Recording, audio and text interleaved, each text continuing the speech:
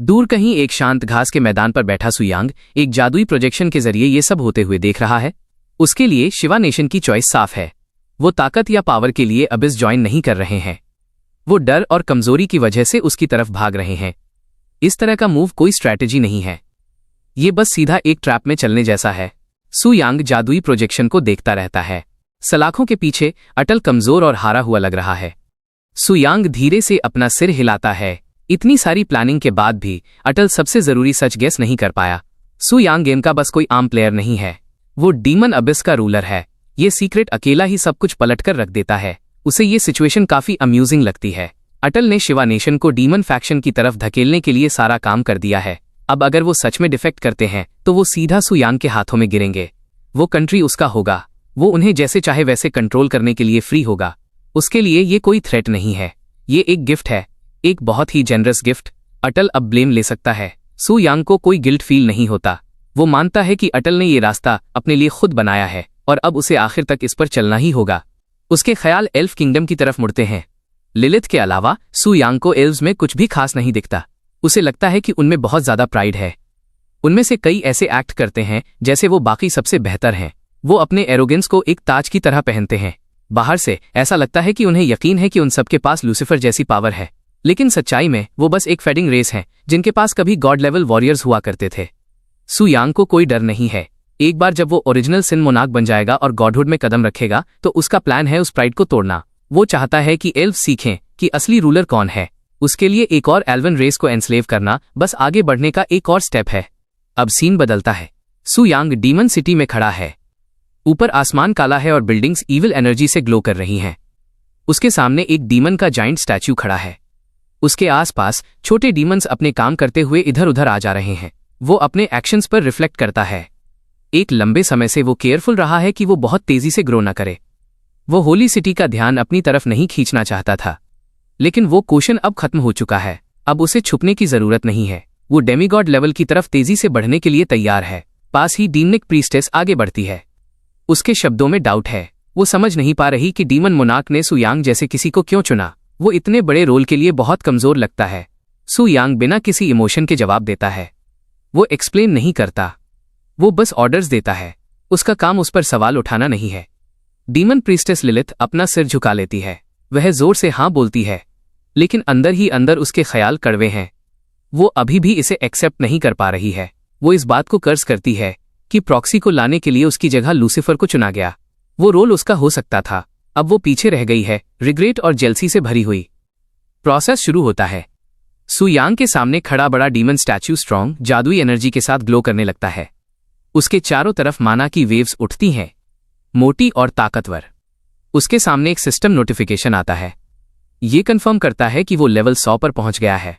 ये भी दिखाता है कि उसने 4th रिवोल्यूशन की लिमिट क्रॉस कर ली है और 1 स्टार और 2 स्टार 5th रिवोल्यूशन एडवांसमेंट क्वेस्ट्स दोनों अनलॉक कर लिए हैं। सुयांग शांति से इस प्रोसेस को देखता है। वो इसे ह्यूमन वर्ल्ड के क्लास चेंज श्राइन से कंपेयर करता है। स्टेप्स सेम लगते हैं। उसके दिमाग में एक आइडिया आता है, अगर सिस्टम सेम है तो शायद वो इससे भी बड़ा कुछ बना सकता है। डीमन सैंक्टम में एक वीआईपी सिस्टम जो चीजों को कंट्रोल करना और रिवॉर्ड देना आसान बना देगा। उसके पास पहले से एक प्लान है। सबसे पहले वो लेवल 5 डीमन सैंक्टम के अंदर 5 स्टार एडवांसमेंट क्वेस्ट कंप्लीट करने के लिए स्ट्रॉन्ग डीमंस को भेजेगा। अगर सब कुछ वैसा ही चलता है जैसा वो एक्सपेक्ट कर रहा है तो उनका सामना एक बहुत डेंजरस इवेंट से होगा, रेड मून इन्वेजन। इन्वेजन के दौरान उन्हें स्कारलेट विदरिंग बीस्ट्स नाम के मॉन्स्टर्स से लड़ना और उन्हें मारना होगा। ये monsters red moon crystal course नाम के रेयर आइटम्स ड्रॉप करते हैं। ये कोर्स मिलना मुश्किल है क्योंकि बहुत कम लोग कभी 5th रिवोल्यूशन क्वेस्ट कंप्लीट कर पाते हैं। लेकिन अगर सुयांग बहुत सारे 5 स्टार प्रोफेशनल्स को ट्रेन करके अंदर भेज सके तो रेड मून क्रिस्टल कोर्स का नंबर तेजी से बढ़ जाएगा। ज्यादा कोर्स का मतलब ज्यादा पावर, ज्यादा पावर का मतलब ज्यादा कंट्रोल, और ज्यादा कंट्रोल एंडलेस वेल्थ लाता है। यहाँ तक कि क्रिम्सन स्वॉर्ड का चार्जिंग कॉस्ट जो बिगुल लेवल स्ट्रेंथ का वेपन है इन कोर्स से सॉल्व किया जा सकता है। उसे यकीन है कि करेक्शन पावर और काफी सारे रेड मून क्रिस्टल कोर्स के साथ उसे रोकना नामुमकिन होगा। गॉड्स, बुद्धास, उनमें से कोई भी उसके रास्ते में नहीं खड़ा होगा। एक और नोटिफिकेशन आता है। ये वाला बड़ा है। ये 5 स्टार 5th रिवोल्यूशन एडवांसमेंट का क्वेस्ट है। क्वेस्ट के 2 हिस्से हैं। पहले उसे 10 5th रिवोल्यूशन डीमन प्रोफेशनल्स को मारना होगा, फिर उसे 10 5th revolution non demon professionals को मारना होगा। रिवॉर्ड मैसिव है। उसे न सिर्फ एक नई क्लास मिलेगी, spirit secret marshal dash spirit reaper, बल्कि वो लेजेंड स्टेज पर भी एडवांस करेगा। उसका लाइफ लेवल अपग्रेड हो जाएगा, उसके बेसिक एट्रीब्यूट्स आधे से बढ़ जाएंगे, उसकी क्लास स्किल्स इंप्रूव होंगी और उसे 1000 फ्री एट्रीब्यूट पॉइंट्स का बोनस मिलेगा। सु यांग चुपचाप सोचता है। वह एक कहावत जानता है, जब कुछ बड़ा होता है तो लोग आमतौर पर कम बोलते हैं। ये क्वेस्ट सिंपल नहीं है, असल में ये बेहद मुश्किल है। इस पॉइंट तक पहुंचना ही प्रूव करता है कि कोई चोजन वंस में से एक है। लेकिन ये क्वेस्ट उन कुछ लोगों को भी अलग कर देता है। ये स्ट्रॉन्गेस्ट में से भी स्ट्रॉन्गेस्ट को फिल्टर करता है। 5th रिवॉल्यूशन प्रोफेशनल से लड़ना, जबकि वो खुद अभी 4th रिवॉल्यूशन पर है, ये ज्यादातर लोगों के लिए नामुमकिन के करीब है। लेकिन सु यांग के लिए ये कोई प्रॉब्लम नहीं है। वह इसे एक आसान काम की तरह देखता है। वो डीमन अबिस में एक सिंपल वॉक लेने और बिना किसी कोशिश के क्वेस्ट का पहला हिस्सा खत्म करने का प्लान बनाता है। इसी बीच शिवा नेशन के गांगजी टेम्पल में एक आदमी गोल गोल घूम रहा है। उसके चेहरे पर स्ट्रेस दिख रहा है और उसका दिमाग तेजी से चल रहा है। वो न्यूज का इंतजार कर रहा है और वो खामोशी बर्दाश्त से बाहर लग रही है। उसकी सारी उम्मीदें एक चीज पर टिकी हैं, विष्णु का एंशिएंट डिवॉरर की पावर हासिल करना। अगर ऐसा होता है तो शिवा नेशन किसी की भी इमेजिनेशन से परे राइज करेगा। उसके विजन में वो ड्रैगोइया से आगे निकल जाएंगे, ईगल यूनियन को हरा देंगे और दुनिया का सबसे स्ट्रांग नेशन बन जाएंगे। वो ये भी सोचने लगता है कि उन्हें अब एल्व्स की जरूरत नहीं होगी। काफी पावर के साथ वो ओरिजिनल सिन मोनार्क को हरा सकते हैं और वर्ल्ड क्वेस्ट को खुद लीड कर सकते हैं। एक सिस्टम नोटिफिकेशन पॉपअप होता है। वो हिलना बंद कर देता है। मैसेज आ गया है। मैसेज खोलते ही उसका दिल जोर से धड़कने लगता है। फिर उसके चेहरे पर शॉक छा जाता है। मैसेज कहता है कि विष्णु फेल हो गया है। सिर्फ यही नहीं, वो मारा गया है। वह डिसबिलीफ में स्क्रीन को घूरता है। ऐसा कभी नहीं होना चाहिए था। विष्णु, उसका सबसे टैलेंटेड बेटा चला गया। उसे याद आता है कि उसके बेटे की 20 स्टेमिंग स्किल्स कितनी स्ट्रांग थी, यहां तक कि उसकी खुद की स्किल्स से भी ज्यादा स्ट्रांग। अगर विष्णु जिंदा रहता तो वो 9th रिवॉल्यूशन तक पहुंच सकता था। अब वो सारा प्रॉमिस डिस्ट्रॉय हो चुका है। वो खुद से पूछता है कि ये कैसे हुआ। उसे यकीन नहीं हो रहा कि कोई जो सिर्फ 4th रिवॉल्यूशन पर है उसके बेटे को हरा सकता है। ये उसकी समझ में नहीं आता। ये इम्पॉसिबल है। लेकिन फिर वो एक गहरी सांस लेता है और खुद को शांत रहने के लिए फोर्स करता है। सच अब बाहर आ चुका है। उसका भाई शायद सीरियस डेंजर में है। क्लास चेंज श्राइन जल्द ही एक्ट करेगा। वक्त कम है। उसे फौरन एक डिसीजन लेना होगा। डीमन फैक्शन को ज्वाइन करने का मतलब है ह्यूमैनिटी के खिलाफ हो जाना। ये एक ऐसा रास्ता है जहां से वापस आना नामुमकिन है। लेकिन विष्णु की डेथ को बिना सजा दिए नहीं जाने दिया जा सकता। बात बहुत आगे बढ़ चुकी है। दुनिया ने उसे इस कॉर्नर में धकेल दिया है। वापस होली सिटी में माहौल सीरियस है। हाई प्रीस्टेस फिर से बोलती है। वो कहती है कि अटल को अब ऑफिशियली कैद कर लिया गया है। फिर वो डिस्कशन को आगे बढ़ाती है। अब उन्हें एक बार फिर उस यंग मैन सु यांग के बारे में बात करनी होगी। ऑगस्टस आगे बढ़ता है। उसकी टोन में डाउट दिखता है। वो कहता है कि सु यांग जैसा कोई जो अभी भी 4th रिवॉल्यूशन पर है, विष्णु जैसे 6th रिवॉल्यूशन वॉरियर को हरा दे, ये पहले ही मानना मुश्किल है। लेकिन एरिक नाम के एक 7th रिवॉल्यूशन एल्फ प्रिंस को मारना, ये तो और भी ज्यादा इम्पॉसिबल लगता है। वेरिया आगे बढ़ती है। वो कहती है कि वो सच बोल रही है। उसका बोला गया हर शब्द सच है और उन्हें उस पर यकीन करना चाहिए। ऑगस्टस ध्यान से सुनता है और फिर शांत टोन में बोलता है। वो कहता है कि उसे अब सच पर कोई शक नहीं है, खासकर जब से हाई प्रीस्टेस ने कंफर्म किया है। लेकिन फिर भी पूरी सिचुएशन अजीब और एक्सेप्ट करने में मुश्किल लगती है। वो सब कुछ साफ साफ समझना चाहता है। वो उस वक्त क्या हुआ था, इसका डिटेल्ड एक्सप्लेनेशन मांगता है। वेरिया एक्सप्लेन करना शुरू करती है। वो डिस्क्राइब करती है जो उसने देखा। सु यांग ने कुछ यूज किया, एक अजीब आइटम जो उसने पहले कभी नहीं देखा था। उस आइटम ने एरिक पर अजीब तरह से असर किया। भले ही एरिक पूरी तरह होश में था, वो हिल नहीं पाया। वो अपने वेपन्स यूज नहीं कर पाया, स्किल्स एक्टिवेट नहीं कर पाया या रिएक्ट भी नहीं कर पाया। ये इफेक्ट पूरे वक्त रहा जब तक वो देखते रहे। ये खत्म नहीं हुआ। पोकर सुनता है और अपने थॉट्स देता है। वो कहता है कि ये एक बाइंडिंग इफेक्ट जैसा लगता है। लेकिन फिर वो एक जरूरी पॉइंट सामने लाता है। नॉर्मली जब कोई लोअर लेवल पर किसी स्ट्रांग इंसान से लड़ता है तो उनका डैमेज और कंट्रोल इफेक्ट्स वीक हो जाने चाहिए। ये एक बेसिक रूल है जो सारे प्रोफेशनल्स को पता है। कैरोलिना एग्री करती है। वो सबको याद दिलाती है कि लेवल सप्रेशन इफेक्ट रियल है, इसलिए ज्यादातर लोग कभी अपने लेवल से ऊपर लड़ने की कोशिश नहीं करते। डिफरेंस बस बहुत बड़ा होता है। ऑगस्टस इस पर रिफ्लेक्ट करता है। कुछ तो गड़बड़ लग रहा है। वो कहता है कि सु यांग या तो अपनी ट्रू पावर छुपा रहा है या फिर जो आइटम उसने यूज किया वो नॉर्मल नहीं है। वो इतना स्ट्रांग हो सकता है कि वो लेवल सप्रेशन को पूरी तरह इग्नोर कर दे। उसका दिमाग एक और पॉसिबिलिटी कंसीडर करने लगता है, कुछ और भी बड़ा, लेकिन वो जोर से बोलने से पहले रुक जाता है। डिस्कशन कहीं और जाने से पहले तांग जैन बोल पड़ता है। वो बात को वापस पॉइंट पर लाता है। कोई फर्क नहीं पड़ता सु यांग ने कौन सा मेथड यूज किया। उसका मानना है कि ये बिना वजह किया गया अटैक नहीं था। ये एक काउंटर अटैक था, कोई रैंडम वायलेंस का एक्ट नहीं। उसके व्यू से सु यांग गिल्टी नहीं है, समुराई वॉरियर ज्वाइन करता है, लेकिन एक अलग व्यू के साथ। वो कहता है कि सू यांग शायद उनकी नजरों में गिल्टी ना हो, लेकिन एल्फ कंट्री के लिए चीजें अलग हैं। उनके लिए सू यांग ने किसी बहुत इंपॉर्टेंट इंसान को मारा है। हॉल में आवाजें गुनगुनाने लगती हैं। कुछ लोग तांग जैन से एग्री करते हैं, ये कहते हुए कि सू यांग ने बस खुद को डिफेंड किया। बाकी लोग कॉन्सिक्वेंसेस को लेकर चिंता करते हैं। वो कहते हैं कि एल्फ कंट्री ने ड्रैगन स्पिरिट सीक्रेट रेल्म के अंदर अपना प्रिंस खोया है। भले ही ये सेल्फ डिफेंस था, एल्व्स को शायद इससे फर्क न पड़े। अगर किसी ने उन्हें प्रॉपर एक्सप्लेनेशन नहीं दिया तो अलायंस टूट सकता है। ये सिचुएशन बस एक लड़ाई से बढ़कर है। ये नेशंस के बीच की शांति पर असर डाल सकती है। अचानक मंदिर के दरवाजे झटके से खुलते हैं। एक प्रीस्टेस तेजी से अंदर आती है। उसके कदम जल्दी में है और उसकी आवाज में पैनिक है। वो हाई प्रीस्टेस को अर्जेंसी के साथ आवाज देती है। हाई प्रीस्टेस शांत लेकिन अलर्ट उससे पूछती है कि क्या हुआ है। प्रीस्टेस झुकती है और उसके कान में कुछ फुसफुसाती है। हाई प्रीस्टेस जवाब में अपनी स्टाफ जोर से जमीन पर पटकती है। उसकी आवाज पूरे हॉल में गूंजती है। वो अनाउंस करती है कि मीटिंग को रुकना होगा, कुछ बहुत सीरियस हुआ है। वो सबको एक्सप्लेन करती है कि अटल ने अमीनो नाम के किसी शख्स को सीक्रेट ऑर्डर्स दिए थे। मकसद था शिवा नेशन को डीमन फैक्शन की तरफ धकेलना। सिचुएशन इग्नोर करने के लिए बहुत डेंजरस हो गई है। दूर कहीं शिवा नेशन के अंदर अबिस एंट्रेंस के पास सीन और भी बुरा है। होली टेम्पल के गार्ड्स जमीन पर पड़े हैं, पिटे हुए और बेहोश। कुछ खून से लथपथ हैं। एक मुश्किल से हिल पा रहा है, बड़ी मेहनत से रेंग रहा है। उनकी डिफेंसेस पूरी तरह गिर चुकी हैं। अमीनो अबिस एंट्रेंस के सामने सीना तान कर खड़ा है। उसकी आंखें ठंडी हैं। वो मानता है कि इनहेरिटेंस के थ्रू पावर हासिल करना फेल हो चुका है। अब उसका आगे बढ़ने का एक ही रास्ता है, डीमन फैक्शन के थ्रू। वो खुद से कहता है कि एक बार जब वो ओरिजिनल सिन मोनार्क की प्रोटेक्शन में स्ट्रांग बन जाएंगे तो वो वापस आएंगे और पलटवार करेंगे। वो अबिस को एक कैदखाना नहीं बल्कि पावर का रास्ता समझता है। उसका एक आदमी आता है और इज्जत से झुकता है। उसे प्रीस्ट अमीनो कहकर बुलाता है। अमीनो रिपोर्ट मांगता है। आदमी करंट सिचुएशन एक्सप्लेन करता है। अब तक 20,000 लोग अबिस में एंटर कर चुके हैं। वो सभी लेजेंड स्टेज या उससे ऊपर के स्ट्रॉन्ग प्रोफेशनल्स हैं। वो step by step Abish levels में आगे बढ़ रहे हैं। 1,000 से ज्यादा लोग पहले ही डीमनाइजेशन फिनिश कर चुके हैं और अब डीमन सिटी की तरफ बढ़ रहे हैं। डीमनाइजेशन के बाद उनका गुस्सा खत्म हो गया है। वो अब रैंडमली अटैक नहीं करते। उनके दिमाग स्टेबल हैं, ऑर्डर्स फॉलो करने के लिए तैयार। लेकिन इससे पहले कि अमीनो रिस्पॉन्ड कर सके, एक और आदमी उसकी तरफ भागता हुआ आता है। सांस फूली हुई वो बुरी खबर लाता है। क्लास चेंज श्राइन के लोग आ गए हैं। उन्होंने कई लोगों को पहले ही पकड़ लिया है। कुछ अनटचेबल जो पहले अबिस ज्वाइन करने के लिए राजी थे, अब श्राइन के एजेंट से बात करने के बाद उनका मन बदल गया है।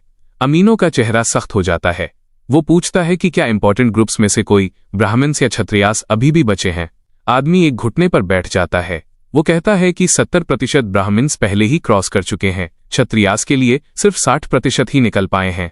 अमीनो जल्दी से इंस्ट्रक्शंस देता है। वो ऑर्डर देता है कि बाकी बचे ब्राह्मण्स को पहले मूव किया जाए।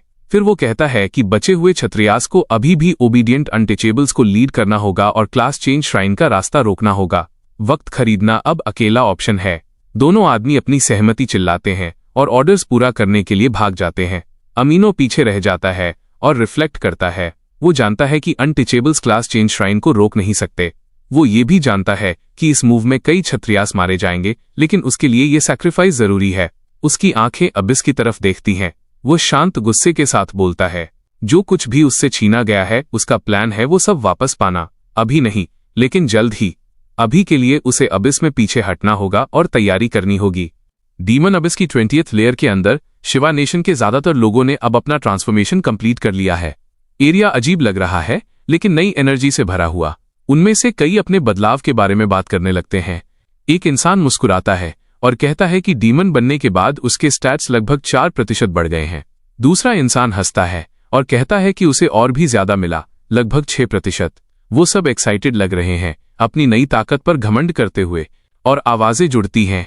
एक इंसान कहता है कि उसे अभी भी नहीं पता कि डीमंस असल में दिखते कैसे हैं। दूसरा अपने दोस्त की तरफ मुड़ता है और डीमन सिटी में सक्यूबाई देखने के बारे में मजाक करता है। उसका दोस्त वापस हंसता है, कहता है कि वो उम्मीद करता है ऐसा ही हो, और अगर वो असली हैं तो वो एंजॉय करने का प्लान बना रहा है।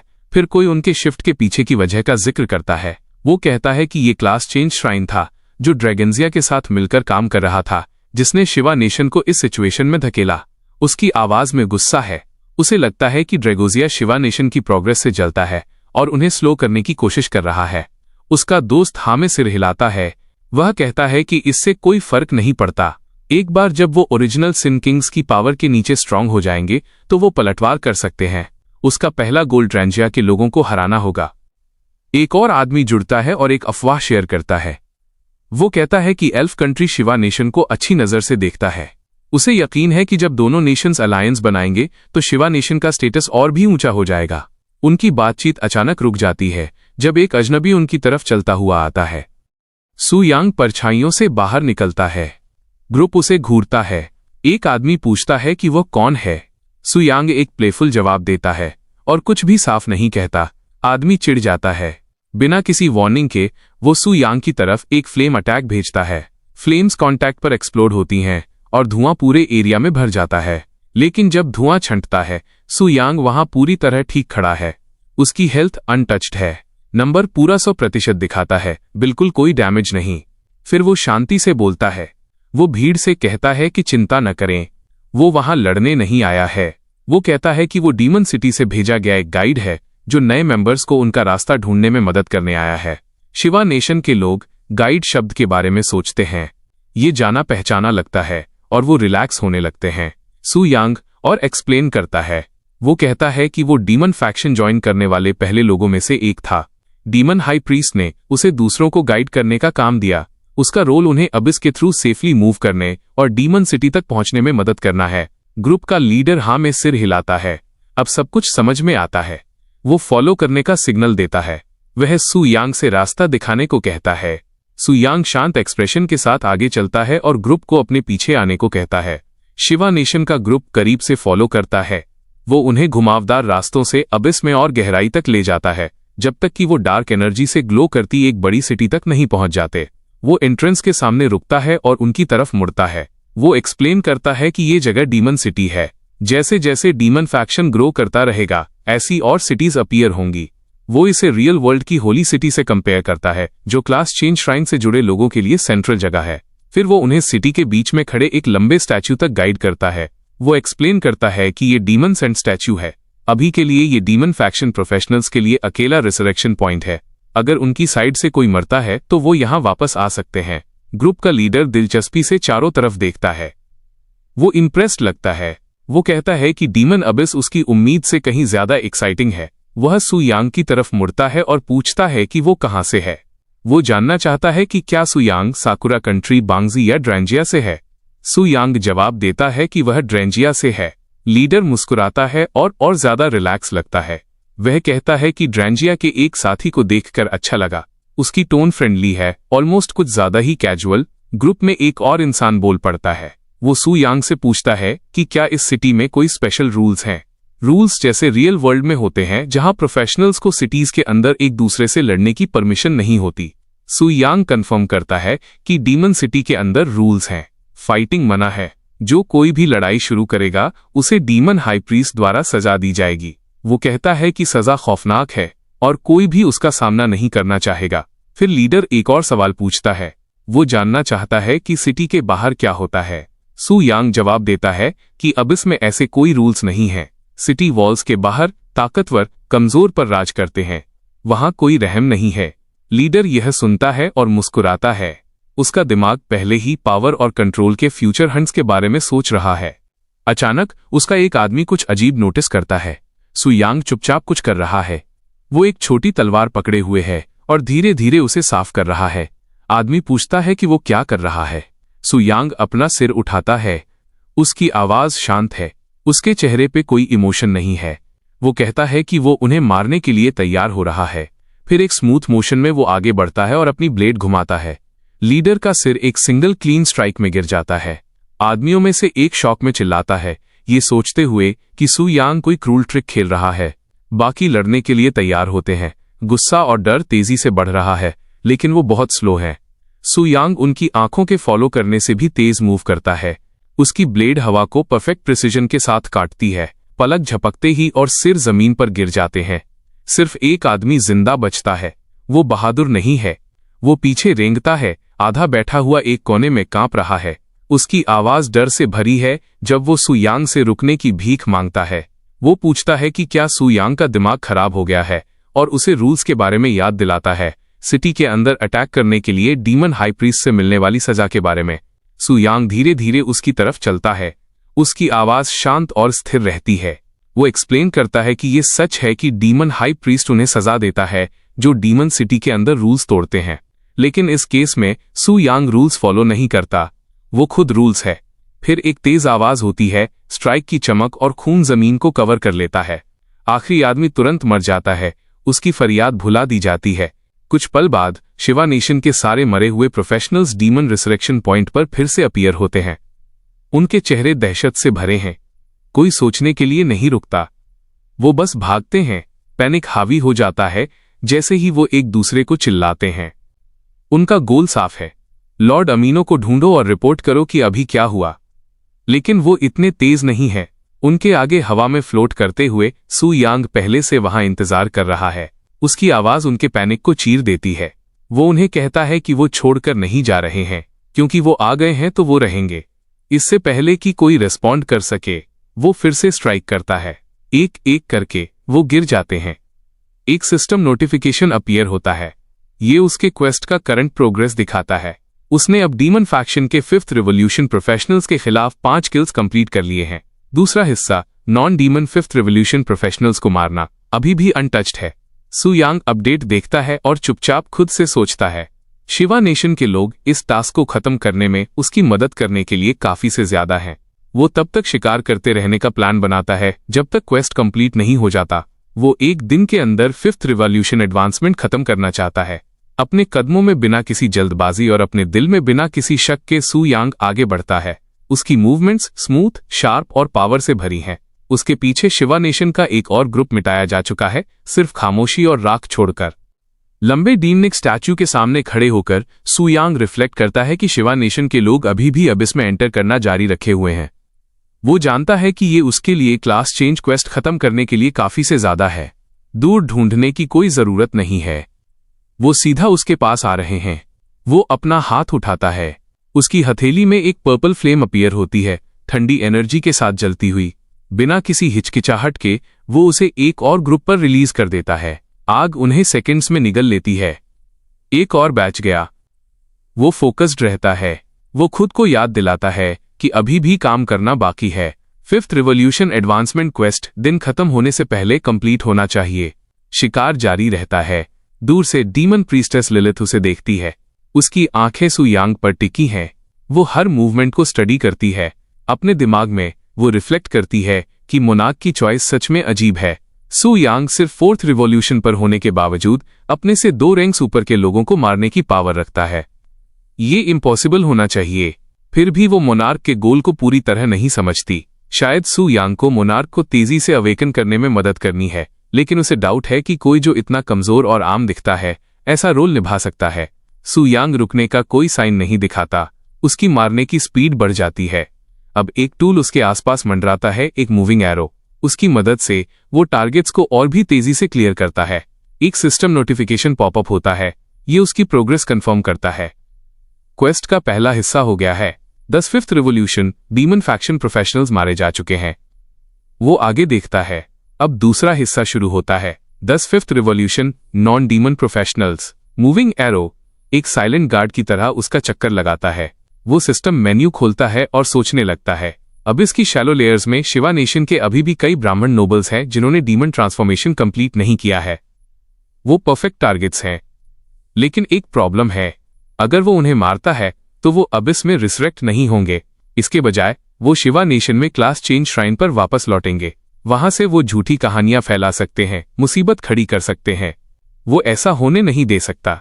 रूमर्स फैलने से रोकने के लिए उसे उनके रिसरेक्शन स्पॉट्स के पास रहना होगा। उसे उन्हें वापस आते ही फिर से एलिमिनेट करना होगा। वो बिना सीधा देखे अपना सिर घुमाता है। वो आवाज देता है। वो जानता है कि वो वहां है। लिलिथ उसके पीछे परछाइयों से बाहर निकलती है। वो शुरू से उसे फॉलो कर रही है। उसका चेहरा शांत रहता है, लेकिन वो अपनी हैरानी मानती है। वह उसे सेंस कर पाया। सिर्फ यही दिखाता है कि वो ग्रो कर चुका है। वो उसे देखती है और पूछती है कि अब उसे उससे क्या चाहिए। सु यांग सीधा लिलिथ की आंखों में देखता है और काम अथॉरिटी के साथ बोलता है। वो उसे बताता है कि मोनार्क के चुने हुए प्रॉक्सी के रूप में वो उसे एक क्लियर ऑर्डर दे रहा है।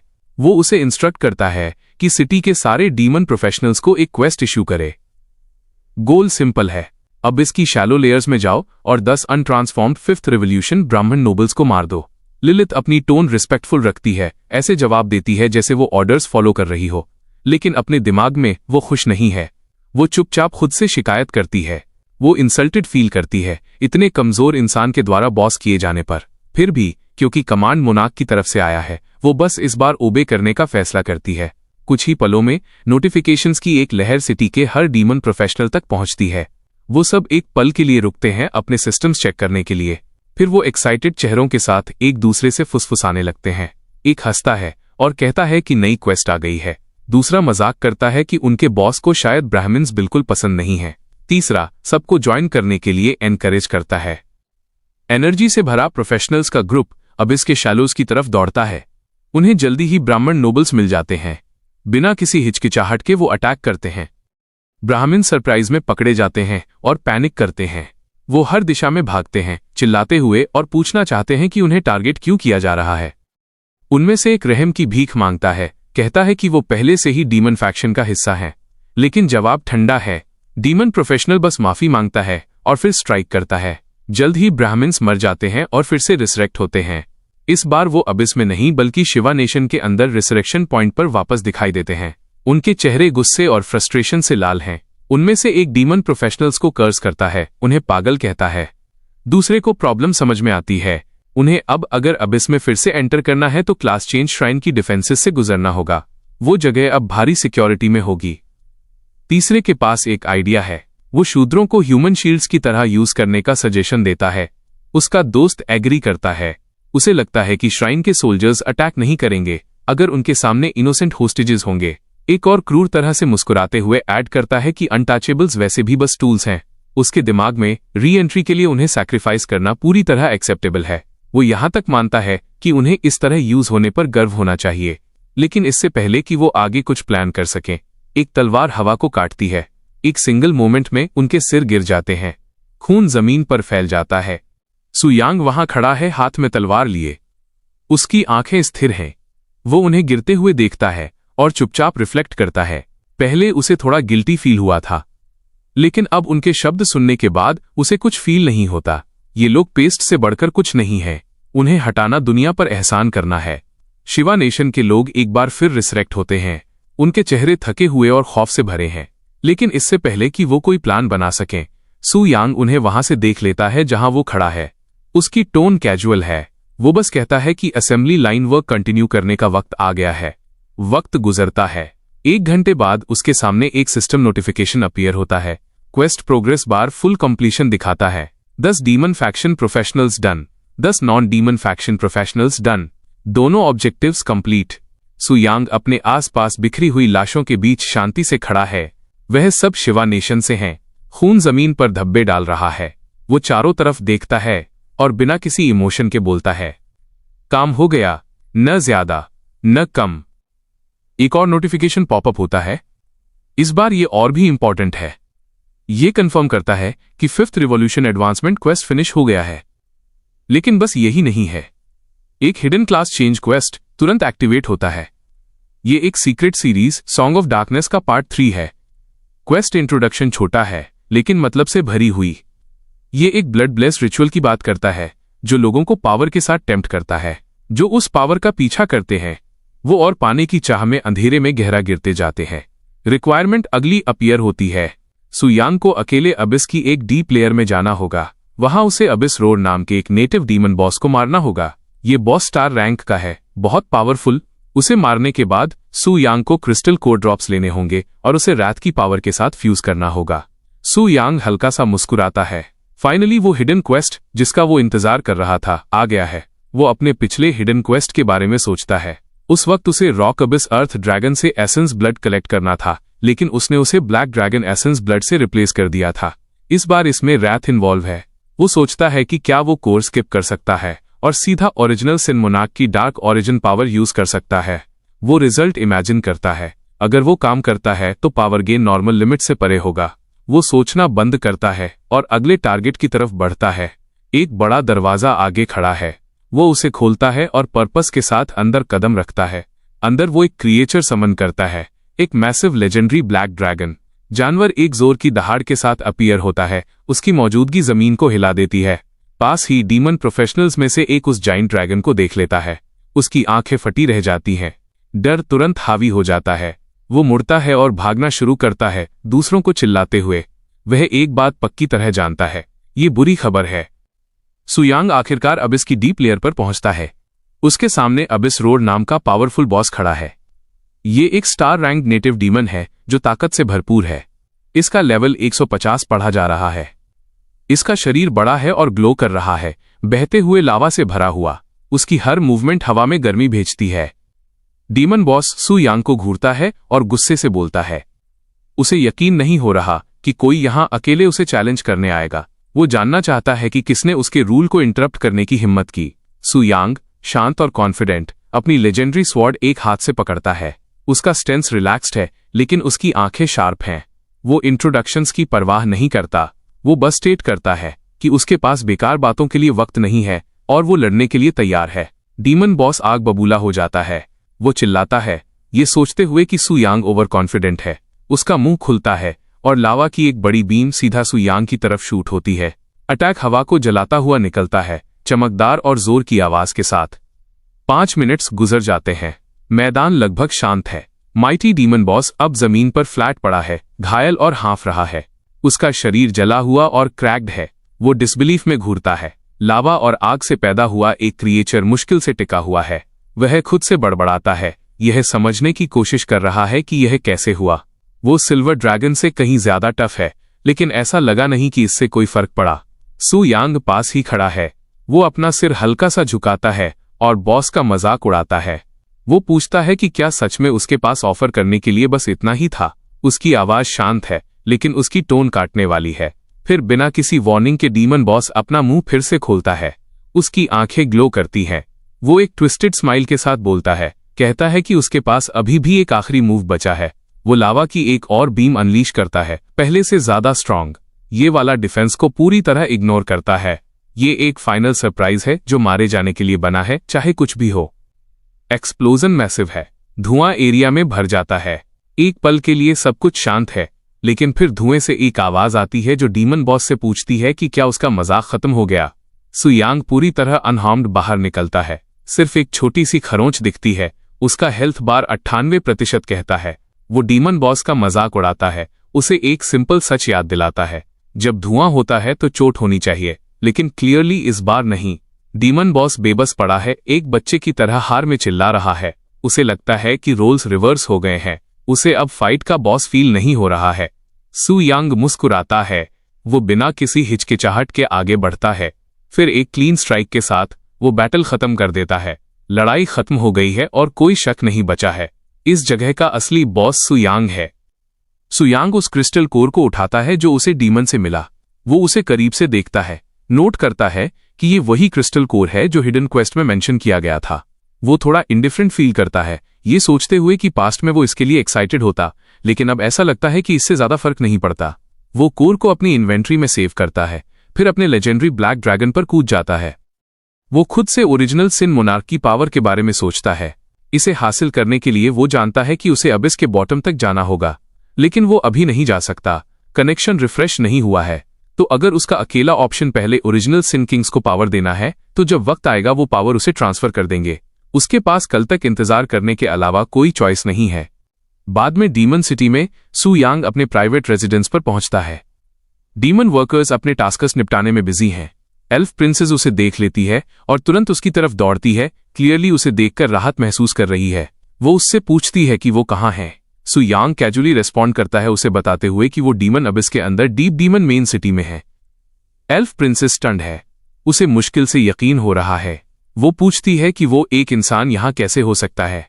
सु यांग एक्सप्लेन करता है कि सिचुएशन थोड़ी कॉम्प्लिकेटेड है। वो ऐड करता है कि उसने सुना है एल्फ किंगडम ने फिर से उसकी इन्वेस्टिगेशन शुरू कर दी है। उसे सेफ रखने के लिए वो उसे यहाँ ले आया। वो उसे एश्योर करता है कि सब कुछ संभाल लिया गया है और वो उसके साथ सेफ रहेगी। यहाँ के डीमन वर्कर्स उसकी डेली नीड्स हैंडल करेंगे। ट्विन डीमन सिस्टर्स जो सु यांग के पीछे खड़ी हैं, बोल पड़ती हैं। वो उसकी किसी भी जरूरत में मदद करने का ऑफर देती हैं। उसे एश्योर करते हुए कि वो बिना किसी हिचकिचाहट के उनसे कुछ भी पूछ सकती है। बाद में उसके रेजिडेंस के अंदर एल्फ प्रिंसेस सोफा पर बैठ जाती है। वो क्यूरियोसिटी के साथ सुयांग को देखती है, अभी भी उसे समझने की कोशिश कर रही है। वो उसे कहती है कि सब कुछ जो उसने किया है उसके बावजूद कभी कभी वो सोचती है कि क्या वो सच में इंसान है। उसके एक्शंस हमेशा इतने इनक्रेडिबल लगते हैं, ऑलमोस्ट बिलीव से परे। वो हाथ बढ़ाती है और धीरे से उसके चेस्ट को छूती है। जैसे ही वो उसके करीब आता है उसके गाल डीप रेड हो जाते हैं। जैसे ही वो जल्दी से ऐड करती है कि उसका इससे कोई मतलब नहीं है, चाहे वो इंसान हो या डीमन, उसके लिए फर्क नहीं पड़ता। सुयांग हल्का सा मुस्कुराते हुए उसके सिर पर थपथपाता है। वो उसे सिली गर्ल कहता है और रीएश्योर करता है कि वो डेफिनेटली इंसान है। हालांकि वो एडमिट करता है कि कभी कभी उसे वो चीजें करनी पड़ती हैं जो दूसरे एग्जैक्ट कहूं तो नॉन ह्यूमंस शायद करें। इसी बीच एल्वन रॉयल कोर्ट में एल्फ क्वीन अपने थ्रोन पर बैठी है, अम्यूज्ड और क्यूरियस दोनों। वो कैप्टन टे की तरफ मुड़ती है जो उसके सामने झुका हुआ है। वो पूछती है कि वो इतनी जल्दी वापस क्यों आ गया, खासकर जब उसे प्रिंस एरिक और बाकी लोगों को ह्यूमन वर्ल्ड में एस्कॉर्ट करना था। कैप्टन टे अपने शब्दों पर लड़खड़ाता है, क्लियरली नर्वस। वो आखिरकार एडमिट करता है कि प्रिंस एरिक सीक्रेट रल्म से वापस नहीं आ पाया, जिससे एल्फ क्वीन को बहुत शॉक लगता है। वो खड़ी हो जाती है, उसका गुस्सा बढ़ रहा है और जानना चाहती है कि उसके बेटे एरिक के साथ क्या हुआ। उस पल एल्फ मिनिस्टर ऑफ सीक्रेट्स आगे बढ़ता है। वो शांति से कैप्टन टे से सब कुछ डिटेल में एक्सप्लेन करने को कहता है। वो मास्टर एलन का भी जिक्र करता है, सोचते हुए कि वो इस सब में कहाँ है। कैप्टन टे कांपता हुआ उनके सामने घुटने टेकता है। वो एडमिट करता है कि वो पूरी कहानी नहीं जानता। वो सीक्रेट रल्म के बाहर इंसानों के साथ नेगोशिएट कर रहा था जब उन पर अचानक किंग ऑफ एरोगेंस ने अटैक कर दिया। वो कहता है कि सिर्फ इंसान ही सच एक्सप्लेन कर सकते हैं कि क्या हुआ। एल्फ क्वीन गुस्से में कैप्टन टे को यूजलेस कहती है। वो एक पावरफुल ऑरा रिलीज करती है, ये दिखाते हुए कि वो कितनी गुस्से में है। ये साफ है कि वो उसके फेलियर से बेटरेड फील कर रही है। Elf minister of secrets queen को शांत करने की कोशिश में आगे बढ़ता है। वह उन्हें बाद में शोक मनाने की सलाह देता है। अभी के लिए वो इंसिस्ट करता है कि सबसे जरूरी चीज है बड़े इशू पर फोकस करना, ह्यूमन वर्ल्ड से निपटना, जो इस सारी मुसीबत की जड़ लगता है। एल्फ क्वीन अभी भी गुस्से से भरी हुई एल्फ मिनिस्टर ऑफ सीक्रेट्स को तुरंत ह्यूमन वर्ल्ड ट्रैवल करने का ऑर्डर देती है। वो डिमांड करती है कि इंसान उसे एक्सप्लेनेशन दें कि क्या हुआ, उन्हें एन्स्लेवमेंट की धमकी देते हुए अगर वो बात नहीं मानते। उसे यकीन है कि अगर जरूरत पड़ी तो एल्व्स को इंसानों को डिस्ट्रॉय करने में कोई प्रॉब्लम नहीं होगी, लेकिन बेहतर है कि पहले उन्हें झुकने पर मजबूर किया जाए। एल्फ मिनिस्टर ऑफ सीक्रेट्स अपने साथी मिनिस्टर्स के साथ गहराई से झुकता है, क्वीन के कमांड्स पूरा करने के लिए उत्सुक। वो बिना किसी हिचकिचाहट के निकल जाते हैं, इंसानों से जवाब लेने के लिए डिटरमिन्ड, भले ही इसका मतलब हो अपनी बात मनवाने के लिए धमकियां देना। वापस होली टेम्पल में हाई प्रीस्टेस गहरी सोच में है, जैसे ही वो ह्यूमन हीरोज के साथ राउंड टेबल डिस्कशन लीड करती है। सिचुएशन हर मिनट और कॉम्प्लिकेटेड होती जा रही है। वो रिफ्लेक्ट करती है कि कैसे शिवा नेशन का पैंडोरा बॉक्स आखिरकार खुल गया है। अब जब दुनिया देख रही है कि शिवा नेशन ने अबिस डीमंस का साथ देकर कितनी पावर हासिल की है, दूसरे भी शायद वैसा ही करेंगे। उसे डर है कि इससे हर जगह केओस फैल जाएगा। अगर दुनिया डिसऑर्डर में गिर गई तो रेड मून के इन्वेजन को कौन रोकेगा। हाई प्रीस्टेस सिचुएशन की ग्रेविटी जानती है, लेकिन वो सोचे बिना नहीं रह सकती कि इतने बड़े थ्रेट के खिलाफ कौन डिफेंड कर पाएगा। उस पल एक पैनिक्ड प्रीस्टेस हाई प्रीस्टेस के पास भागती है, उसे इन्फॉर्म करते हुए कि एल्फ किंगडम के एल्व्स होली सिटी के बाहर अपीयर हुए हैं। खबर अनएक्सपेक्टेड है और हाई प्रीस्टेस उनके इतनी जल्दी आने से अलार्म्ड फील किए बिना नहीं रह सकती। फिर कदमों की आवाज तेज होती जाती है। एल्फ मिनिस्टर ऑफ सीक्रेट्स अपने पीछे एल्व्स के ग्रुप के साथ रूम में स्टॉर्म करता है। वो डिमांड करता है कि इंसान उस चीज की रिस्पॉन्सिबिलिटी लें जिसे वो उनकी गलती होने का दावा करता है। उसकी टोन हार्श और इम्पेशेंट है, ये साफ करते हुए कि उसे रिजल्ट्स लेने के अलावा किसी और चीज की परवाह नहीं है। वो इंसानों को ऑर्डर देता है कि वो उन सो कॉल्ड मर्डर्स को हवाले करें जिन्होंने प्रिंस एरिक और मास्टर एलन को मारा। उसकी धमकियां साफ हैं, अगर इंसान मना करते हैं तो एल्व्स एलाइज से दुश्मन बन जाएंगे, उन्हें एनस्लेव करने के लिए तैयार। कैरोलिना और पोकर दोनों कार्ल से पूछते हैं कि क्या चल रहा है और इससे उसका क्या मतलब है। High priestess elf minister of secrets mister Carl Lawrence की तरफ एक शार्प वार्निंग डायरेक्ट करती है। वो उसे अपने शब्द ध्यान से बोलने को कहती है, अपनी आवाज में साफ डिसअप्रूवल छुपाए बिना। वो आगे स्टेट करती है कि भले ही एल्फ टेम्पल ने God rank class changes open किए हों, लेकिन पिछले गॉड रैंक एल्फ के अपीयर होने के बाद से 2 सदियां बीत चुकी हैं। उन सारे सालों में वो गॉड शायद पहले ही गिर चुका हो। वो उसके कॉन्फिडेंस पर सवाल उठाती है, पॉइंट आउट करते हुए कि एक फेलो गॉडलेस रेस होने के नाते एल्व्स को इतना सुपीरियर एक्ट करने का कोई हक नहीं है। कार्ल लॉरेंस एक स्मर्क के साथ रिस्पॉन्ड करता है, मानते हुए कि वो सही है। हालांकि वो जल्दी ही एल्व्स की स्ट्रेंथ लिस्ट करके अपना कॉन्फिडेंस रीगेन करने की कोशिश करता है। वो मेंशन करता है कि उनके पास एक लेवल 500 डेमीगॉड है और दो दूसरे लेवल 450 से ऊपर हैं। वो उनमें से एक होने पर गर्व भी महसूस करता है। अपने खुद के स्टैट्स रिवील करते हुए उसका स्टेटस विंडो दिखाता है कि वो एक लेवल 453 एल्फ ग्रैंड आर्किन मेज है जो 9 रिवॉल्यूशन से गुजर चुका है। ह्यूमन हीरोज इससे स्टन्ड होकर स्ट्रांगली रिएक्ट करते हैं। तांग जैन अपनी मुट्ठी टेबल पर मारता है, दांत पीसते हुए। वो लेवल डिफरेंसेस के जिक्र पर स्कॉफ करता है, स्टेट करते हुए कि लेवल सप्रेशन का ज्यादा मतलब नहीं होता। वो मानता है कि जब तक दुश्मन कोई गॉड नहीं है, जीतने का चांस हमेशा रहता है। कमजोर द्वारा ताकतवर को हराना कुछ ऐसा है जो ड्रैगोजिया ने हिस्ट्री में बार बार किया है। वो एल्व्स को चैलेंज करता है, कहते हुए कि अगर वो अबिस डीमन से लड़ने के लिए उनके साथ अलायंस फॉर्म करने से मना करते हैं और इसके बजाय इन्वेड करना चाहते हैं तो कोशिश करने के लिए उनका स्वागत है। कार्ल लॉरेंस चैलेंज से इम्प्रेस्ड नहीं लगता। वो फिर से स्मर्क करता है, कहते हुए कि लेवल सप्रेशन अकेला फैक्टर नहीं है। वो रिवील करता है कि एल्व्स के पास 2 पावरफुल आर्टिफैक्ट्स भी हैं और इतना इक्विपमेंट कि वो एक रियल थ्रेट बन सकें।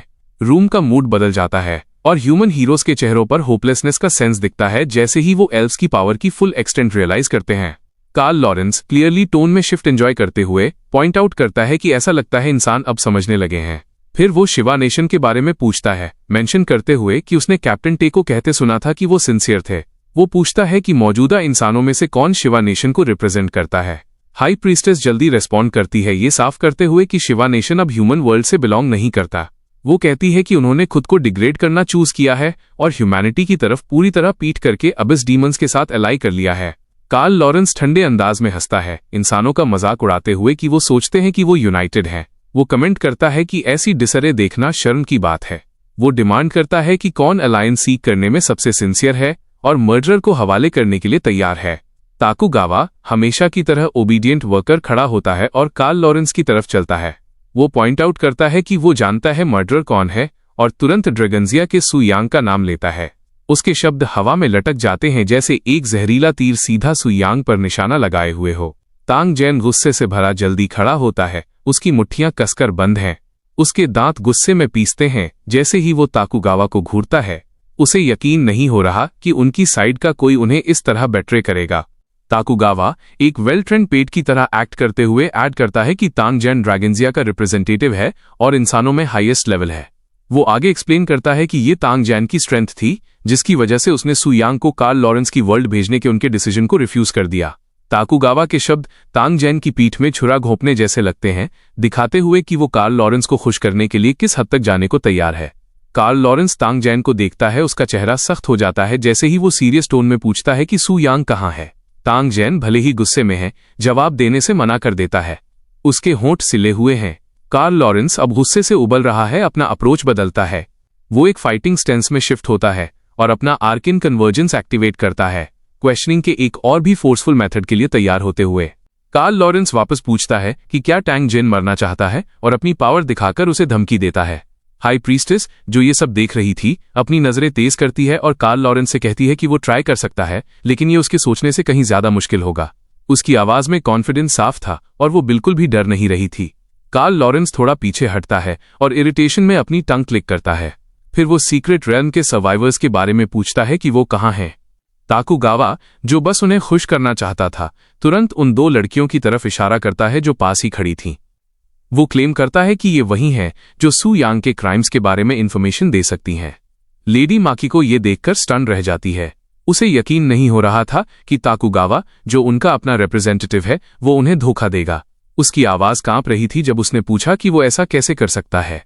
वो कहती है कि लॉर्ड ऑगस्टस भी ऐसा नहीं कर पाए थे और जब वो ताकुगावा को देखती है तो उसकी आंखों में बेबसी थी। लेडी वर्लिया, जो पास ही खड़ी थी, ये सब देख रही थी और नोटिस करती है कि ताकुगावा को कोई शर्म या पछतावा नहीं है। कार्ल लॉरेंस को अपना एडवांटेज दिखता है और वो अनाउंस करता है कि क्योंकि किसी को नहीं पता सु यांग कहाँ है, वो इन दोनों सीक्रेट रेल्म सर्वाइवर्स को इंटेरोगेशन के लिए ले जाएगा।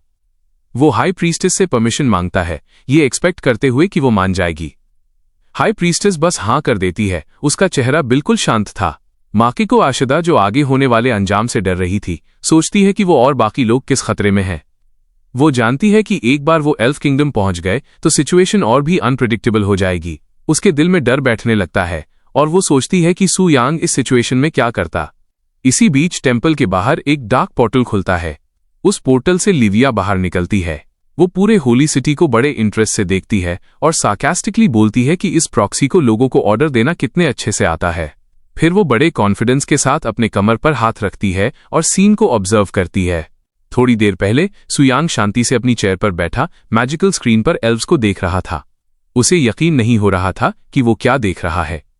एल्फ क्वीन का ह्यूमंस को गुलाम बनाने का प्लान उसे बड़ा ही रिडिकुलस लगता है। आखिर वो अबिस का रूलर है और वो ऐसी बकवास को ऐसे ही नहीं जाने देगा। उसका गुस्सा बढ़ने लगता है और वो लिविया को ऑर्डर देता है कि जाओ और उस एरोगेंट एल्फ मिनिस्टर को सबक सिखाओ। वो ऐड करता है कि लिविया उन दोनों लड़कियों को भी वापस ले आए। सुयांग की आवाज में अथॉरिटी थी जो ये साफ कर रही थी कि उससे पंगा लेना सही नहीं है। लिविया, जो उसकी चेयर के पीछे चल रही थी, एक सिंपल येस के साथ उसका कमांड मानती है।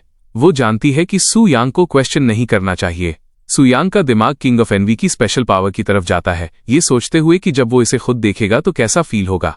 उसकी एक्साइटमेंट साफ दिख रही थी, पर वो शांत रहता है क्योंकि उसे पता है कि असली टेस्ट तो अभी आना बाकी है।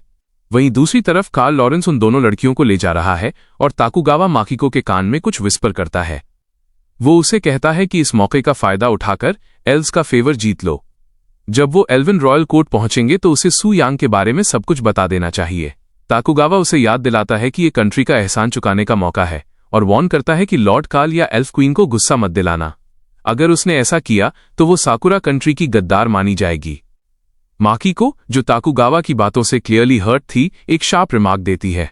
वो कहती है कि पहले वो उसे कितनी इज्जत देता था, लेकिन अब वो कितना कोल्ड और हार्टलेस हो गया है, जो एल्व्स की नजर में अच्छा बनने के लिए उसे बलि का बकरा बना रहा है। लेडी वर्लिया, जो पास खड़ी थी, अपना सर हिलाती है ताकुगावा से निराश होकर। उसे यकीन नहीं हो रहा कि वो पावर के लिए अपने ही लोगों को धोखा दे रहा है। हाई प्रीस्टेस, जो ये पूरा सीन देख रही थी, ताकुगावा की हरकतों से डिस्गस्ट फील करती है। वो अब अपनी क्रिटिसिज्म रोक नहीं पाती। वो उसे टोकते हुए कहती है कि तोकुगावा शोगुनेट का हेड होने के नाते उसे बेहतर पता होना चाहिए। वो पॉइंट आउट करती है कि उसके एक्शंस उसकी पोजीशन के हिसाब से सही नहीं हैं। ताकुगावा, जिस पर हाई प्रीस्टेस की बातों का कोई असर नहीं होता, सोचता है कि जब तक वो एल्व्स का फेवर ले सकता है, उसे किसी क्रिटिसिज्म की परवाह नहीं। वो अपनी इज्जत भी सैक्रिफाइस करने को तैयार है अगर इससे वो एल्व्स की रैंक्स में ऊपर उठ सके। कार्ल लॉरेंस ये देखकर कि ताकुगावा उसे खुश करने के लिए कितना बेताब है, स्माइल करता है और कहता है कि उसे एल्फ क्वीन को रिपोर्ट करना है। वो ताकुगावा की समझदारी की तारीफ करता है और कहता है कि वो उसके साथ एल्विन वर्ल्ड चल सकता है। वहां वो ताकुगावा का लेवल बढ़ाने में मदद करेगा और लॉयल्टी के बदले उसे पावर का मौका देगा।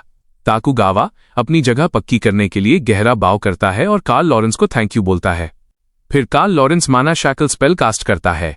तुरंत ही माना की रिपल्स माकिको और वर्लिया के चारों तरफ घूमने लगती हैं और उन्हें घेर लेती हैं। फिर एक कोल्ड और कमांडिंग टोन में वो सिग्नल देता है कि अब चलने का वक्त है। ये ग्रुप, जिसमें कार्ल लॉरेंस, वर्लिया, माकिको और ताकुगावा शामिल हैं, टेम्पल के बाहर निकलता है। वो उस रास्ते पर चलने लगते हैं जो घने जंगल से होकर गुजरता है, जहां हवा में टेंशन साफ महसूस हो रही थी। ताकुगावा, जो सिचुएशन का फायदा उठाना चाहता था, कार्ल लॉरेंस से पूछता है कि अगर टैंग जेन ने प्रिंस एरिक के मर्डरर को देने से मना कर दिया तो वो क्या करेगा। कार्ल लॉरेंस का जवाब बड़ा ही कैजुअल और डिसमिसिव था। वो कहता है कि अगर टैंग जेन नहीं माना तो वो बस उसे मार देंगे और उसकी जगह किसी और रूलर को बिठा देंगे। ताकुगावा हंसने लगता है, ये सोचते हुए कि टैंग जेन की किस्मत अब सील हो चुकी है। वो मन ही मन सोचता है कि टैंग जेन अब खत्म है, उसका वक्त पूरा हो चुका है। तभी अचानक कार्ल लॉरेंस चलते चलते रुक जाता है, जिस वजह से ताकुगावा उससे टकरा जाता है। कार्ल लॉरेंस की नजरें ऊपर की तरफ फिक्स्ड थीं और ताकुगावा भी वहां देखता है। लिविया उनके ऊपर हवा में हवा कर रही थी, उसकी प्रेजेंस से पावर रेडिएट हो रही थी। ताकुगावा हैरान रह जाता है और पूछता है कि ये कौन है, क्योंकि वो उसे पहचानता नहीं था। कार्ल लॉरेंस भी स्टन्ड होकर लिविया को देख रहा था, क्योंकि वो उसका स्टेटस पैनल नहीं देख पा रहा था। उसकी इंट्यूशन उसे बता रही थी कि ये कोई डेंजरस फिगर है जिसे वो अंडर एस्टिमेट नहीं कर सकता। बिना किसी देरी के वो अपना आर्केन सर्ज यूज करता है, खुद को आने वाले खतरे के लिए तैयार करने के लिए। लिविया एक सीरियस एक्सप्रेशन के साथ डिक्लेयर करती है कि ये स्ट्रगल बेकार है। वो साफ कर देती है कि इस पल से कार्ल लॉरेंस की एबिलिटीज अब उसकी हैं।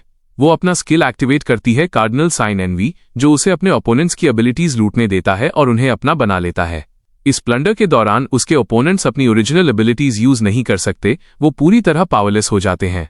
ये इफेक्ट 10 मिनट तक रहता है और लिविया से कम रैंक वाले किसी भी शख्स पर गारंटीड काम करता है।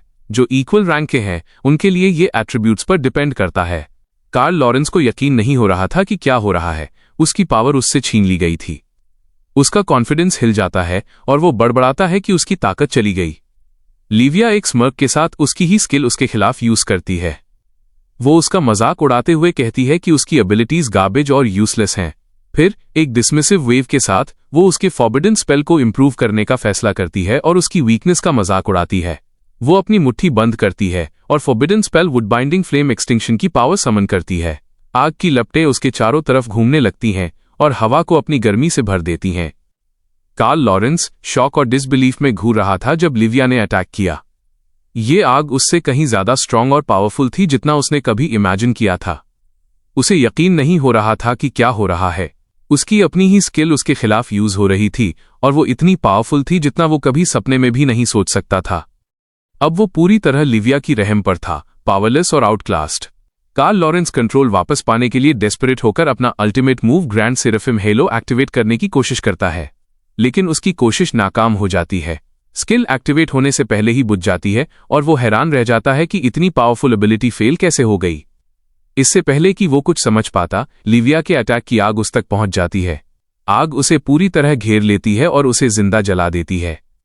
कुछ ही पलों में वो मिटकर राख बन जाता है। हवा में उड़ती हुई राख के सिवा कुछ नहीं बचता। वो एल्फ मिनिस्टर जो इतना कॉन्फिडेंट और एरोगेंट था, अब जा चुका था। उसकी पावर पूरी तरह खत्म हो गई थी। ताकुगावा डर के मारे पैनिक में आ जाता है और अपनी जान बचाने के लिए भागता है। वो खौफ में चिल्लाता है, किसी को उसे बचाने के लिए पुकारता है। उसकी आवाज में डर भरा हुआ था। ये रियलाइज करते हुए कि वो कितनी बड़ी मुसीबत में है, लिविया उसे एक ठंडी और डिसइंटरेस्टेड नजर से देखती है। वो खुद से बड़बड़ाती है, उसे देखकर इरिटेट होती है और उसे एक अनोइंग फ्लाई बोलती है। अपनी उंगली के एक इशारे से वो अपना ultimate forbidden spell wind God strangulation activate करती है। आग का एक विशाल टॉर्नेडो निकलता है जो भयानक तेजी से घूम रहा था। ये अपने रास्ते में आने वाले हर एल्फ को अपनी लपेट में ले लेता है, जिसमें डरा हुआ ताकुगावा भी शामिल था। ये आग उन सबको जलाकर राख कर देती है और वहां उनका कोई निशान नहीं बचता। माकिको और वर्लिया जो पास ही खड़ी थीं, शौक और हैरानी में रह जाती हैं। माकिको की आवाज कांप रही थी जब वो बोलती है कि ये पावर डिस्प्ले कितना डरावना था। लिविया के अटैक की ताकत और क्रूअल्टी ने उसे स्पीचलेस कर दिया था। वर्लिया भी उतनी ही हैरान थी। वो माकिको की तरफ मुड़ती है और पूछती है कि उन्हें क्या करना चाहिए। वो हेल्पलेस फील कर रही थी, समझ नहीं आ रहा था कि इस ओवरवेलमिंग फोर्स को कैसे हैंडल करें। तभी उनके ठीक सामने पोर्टल खुलता है। लिविया उसमें से बाहर निकलती है। उसकी प्रेजेंस कमांडिंग और पावरफुल थी। वो दोनों लड़कियों को अपने पीछे आने को कहती है, हालांकि दोनों अभी भी कंफ्यूज्ड और शॉक्ड थीं कि अचानक ये सब क्या हो गया। उन्हें नहीं पता था कि लिविया के बारे में क्या सोचें, लेकिन उसकी पावर से इनकार नहीं किया जा सकता था। इसी बीच होली टेम्पल में हाई प्रीस्टेस एक पावरफुल एनर्जी सर्ज फील करती है। वो सोचती है कि कैसे एक एक्सट्रीमली स्ट्रांग पावर अचानक फूटी और कैसे कुछ ही पलों बाद कार्ल लॉरेंस और ताकुगावा दोनों के ऑरा पूरी तरह गायब हो गए। ऐसा लगा जैसे वो एक ही पल में एग्जिस्टेंस से मिट गए हों। फिर अचानक कहीं से ताकुगावा वापस आ जाता है। वो हाई प्रीस्टेस के सामने घुटनों पर बैठा हुआ था, जोर जोर से हाँफ रहा था, अभी भी अपनी सांस वापस लाने की कोशिश कर रहा था। उसका शरीर उस डरावने एक्सपीरियंस से कांप रहा था जो उसने अभी फेस किया था। उसे यकीन नहीं हो रहा था कि वो इतना सब होने के बाद भी जिंदा है। हाई प्रीस्टेस सरप्राइज होकर उससे पूछती है कि अभी क्या हुआ था। ताकुगावा, जो अभी भी डर से कांप रहा था, एक्सप्लेन करने की कोशिश करता है। वो हाई प्रीस्टेस को बताता है कि जब वो और लॉर्ड कार्ल निकले तो थोड़ी देर बाद ही उनका सामना एक अनजान औरत से हुआ। ये औरत उन्होंने आज तक जितने भी लोग देखे थे उनसे अलग थी। वो न सिर्फ उनकी एबिलिटीज सील कर सकती थी, बल्कि उसके पास कार्ल की अपनी एबिलिटीज को उनके खिलाफ यूज करने की पावर भी थी। पलक झपकते ही वो दोनों तुरंत मारे गए। ताकुगावा को अभी भी यकीन नहीं हो रहा था कि ये सब कितनी जल्दी हुआ। हाई प्रीस्टेस सिचुएशन की गंभीरता को समझते हुए ध्यान से सुनती है। वो ताकुगावा की बात पर शांति से विचार करती है, फिर कहती है कि इस तरह की पावर एक मियर 9th रेवोल्यूशन डेमीगॉड के पास होने वाली पावर से कहीं ज्यादा है। अचानक उसे एक रियलाइजेशन हिट करता है और वो सोचती है कि क्या ये औरत कोई दूसरी किंग ऑफ ओरिजिनल साइन है जो ह्यूमन वर्ल्ड में आई है। ये ख्याल उसे हिला देता है, लेकिन वो अपने सवाल पूछना जारी रखती है। वो ताकुगावा से माकिको, आशिदा और वर्लिया के बारे में पूछती है, जो दोनों ही गायब थीं। हाई प्रीस्टेस सोचती है कि इतना केओस होने के बावजूद उसने उन्हें अभी तक क्यों नहीं देखा। ताकुगावा, जो अभी भी सदमे में था, जवाब देता है कि वो और लॉर्ड कार्ल दोनों इंस्टेंटली मारे गए थे। अगर वो नहीं बच पाए तो उसे लगता है कि वो दोनों लड़कियां भी नहीं बची होंगी। उनके अंजाम का ख्याल हवा में भारी हो जाता है, लेकिन वो कोई तसल्ली देने वाला जवाब नहीं दे पाता। तभी हाई प्रीस्टेस के दिमाग में कुछ क्लिक होता है और वो इस रियलाइजेशन से चौंक जाती है। उसे याद आता है कि माकिको, आशिदा और वर्लिया को ड्रैगन स्पिरिट सीक्रेट रेल्म के बाहर लूसिफर ने भी नहीं मारा था। उस वक्त ये माना गया था कि अटल इसके पीछे था, जो ड्रगांसिया को अबिस के साथ मिलने के इल्जाम में फंसाना चाहता था। लेकिन अब अटल तो होली सिटी प्रिजन में सील्ड है, जिससे ये बात और भी उलझ जाती है। अगर इस बार उन 2 लड़कियों को किंग ऑफ ओरिजिनल साइन ने नहीं मारा तो फिर इसके पीछे कौन है? ताकुगावा की आंखें फटी रह जाती हैं। वो अचानक कड़ियां जोड़ने लगता है। वो जोर से बोलता है कि क्या ये सिर्फ सू यांग हो सकता है, जो इन सभी अजीब और खतरनाक घटनाओं का सेंटर है। चीजें अब समझ आने लगी थीं और वो अब इस पॉसिबिलिटी को इनकार नहीं कर सकता था। हाई प्रीस्टेस, जो अभी भी गहरी सोच में थी, अपनी चिंता जताती है। वो सोचती है कि क्या ऐसा हो सकता है कि किंग्स ऑफ ओरिजिनल साइन अब सू यांग के ऑर्डर्स पर काम कर रहे हैं। यार, इस वीडियो का थोड़ा सा पार्ट गलती से डिलीट हो गया है, उसके लिए मैं दिल से माफी चाहता हूं। तो चलिए वीडियो को हम उसके आगे से ही शुरू करते हैं। हाई प्रीस्टेस जैसी हस्ती भी सू यांग को जानती है। ये काफी बड़ी बात है। बिना वक्त बर्बाद किए बिंग वो सब शेयर करने के लिए राजी हो जाती है जो वो उसके बारे में जानती है, एक सच्ची फैन गर्ल वाले कॉन्फिडेंस के साथ। हाई प्रीस्टेस पलके झपकाती है। उसे इतनी उत्सुकता की उम्मीद नहीं थी। शायद उसे लगा था कि बिंग थोड़ा हिचकिचाएगी। जैसे ही बिंग अपनी कहानी शुरू करती है, उसके चेहरे पर लाली आ जाती है। उसका दिमाग वापस डोंगलिंग सिटी की तरफ चला जाता है। तब सू यांग उतना इंप्रेसिव नहीं था, बस एक फाइटर जो अपनी किस्मत आजमा रहा था। कुछ भी दिखावटी नहीं, कोई बड़ा टाइटल नहीं, लेकिन किस्मत का प्लान कुछ और ही था। वो आदमी अनजान से लेजेंडरी बन गया, जैसे ये उसके रूटीन का बस एक स्टेप हो। हाई प्रीस्टेस ये सब किसी हैरानी के साथ नहीं सुन रही थी, बल्कि उसका चेहरा चीख चीख कर कह रहा है कि उसे पूछने का पछतावा हो रहा है। ये वो लुक है जब कोई जबरदस्ती किसी की लव स्टोरी सुनने के लिए मजबूर हो, जिसके लिए उसने साइन अप भी नहीं किया था।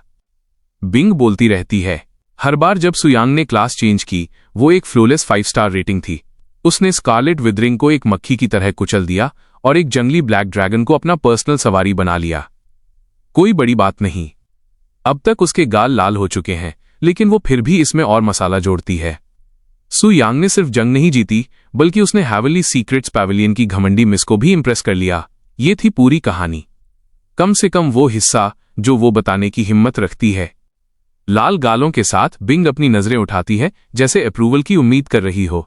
हाई प्रीस्टेस चुप रहती है। एक पल के लिए ऐसा लगता है जैसे हवा भी इंतजार कर रही है। बिंग इस खामोशी से कंफ्यूज होकर धीरे से उसे आवाज देती है। तब जाकर हाई प्रीस्टेस मुड़ती है और उसके चेहरे से साफ पता चलता है कि उसने ये एक्सप्रेशन पहले भी देखा है। ये किसी गवाह का चेहरा नहीं है, ये प्यार में पड़े इंसान का चेहरा है। ये उसने एक्सपेक्ट नहीं किया था। डेफिनेटली उसके होली फोरकास्ट में तो नहीं था। वो वापस बिंग की तरफ मुड़ती है। अब उसकी टोन थोड़ी शार्प है। वो उससे पूछती है कि क्या उसके और सू यांग के बीच कुछ और भी है। पब्लिक वाली बातें नहीं, बल्कि पर्सनल वाली बातें। वो उसे होली स्टैच्यू के नाम की कसम खाने को कहती है। कुछ छुपाना नहीं है, मसालेदार हिस्सों को स्किप मत करना। बिंग थोड़ा अटकती है, सिर्फ शब्दों से नहीं, बल्कि उस मेमोरी से भी। उसके गाल और भी ज्यादा जलने लगते हैं, क्योंकि एक खास रात उसके दिमाग में कौंधती है। वो रात जहां वो बिल्कुल वो मासूम श्राइन वर्कर नहीं थी जो वो बनने का दिखावा करती है। कन्फेशन की कोई जरूरत नहीं है, उसका चेहरा पहले ही बहुत कुछ कह रहा है। हाई प्रीस्टेस ये सब पढ़ लेती है। उसके होठ एक लाइन में दब जाते हैं। बात को और खींचने के बजाय वो उसे जाने देती है। एक कैजुअल टोन के साथ वो कहती है कि कुछ नहीं। फिर वो जोड़ती है कि अगर बिंग कभी सू यांग से दोबारा मिले तो वो एक मैसेज पास कर सकती है कि वो कभी भी आकर बात कर सकता है। बिंग राहत की सांस लेती है, जैसे कोई होली पनिशमेंट से बच निकला हो। वो जल्दी से झुककर प्रणाम करती है और बिना देरी किए मान जाती है। दूसरा राउंड का रिस्क लेने की कोई जरूरत नहीं है। हाई प्रीस्टेस यूफेमिया शांत खड़ी रहती है। उसके ख्यालों में धुंध छाई हुई है। एक उम्मीद उसके दिल में है कि शायद वो बस ज्यादा सोच रही है। कार्ल लॉरेंस जा चुका है और उसकी मौत के साथ शायद एल्व्स का जिद्दी रवैया भी थोड़ा नरम हो जाए। इस पहले से उथल पुथल वाली दुनिया में ये एक सिरदर्द कम होगा। वो वापस स्टैच्यू ऑफ लाइट की तरफ चलती है, जिसकी शांत चमक बहुत कम सुकून दे रही थी। वो अपनी आवाज धीमी करती है जब वो उससे बात करती है, यहां तक कि उसकी विजन जो कभी इतनी साफ थी अब धुंधली हो गई हैं। वो अब नहीं देख सकती कि फ्यूचर किस तरफ जा रहा है। वो अब बस मैनकाइंड की सेफ्टी के लिए दुआ कर सकती है और उम्मीद कर सकती है कि ये तूफान उन्हें मिटा न दे। वहीं दूर डीमन सिटी में चीजें बिल्कुल भी शांत नहीं हैं। शिवा नेशन के परेशान नागरिक अपने हाई प्रीस्ट अमीनो को घेरे हुए हैं। अगर दिमाग सोना होता तो ये आदमी अब भी कंगाल होता। उनमें से एक डरते हुए उसे बताता है कि इबिस के डीमंस शिवा के लोगों का शिकार कर रहे हैं। अर्जेंसी के साथ रिएक्ट करने के बजाय अमीनो, जो हमेशा की तरह बेखबर है, उसे टाल देता है। उसके हिसाब से ये जरूर कोई गलतफहमी होगी। वो बड़े गर्व से कहता है कि वो खुद डीमन हाई प्रीस्टेस से बात करेगा, जैसे वो शाम की चाय के लिए जा रहा हो। लेकिन किस्मत और कॉमन सेंस का प्लान कुछ और ही है। इससे पहले कि कोई सोच पाता, 3 खौफनाक डीमंस उनके ठीक सामने आ जाते हैं। बड़े, खूंखार और साफ सी बात है कि वो यहां छोटी मोटी बातों के लिए नहीं आए।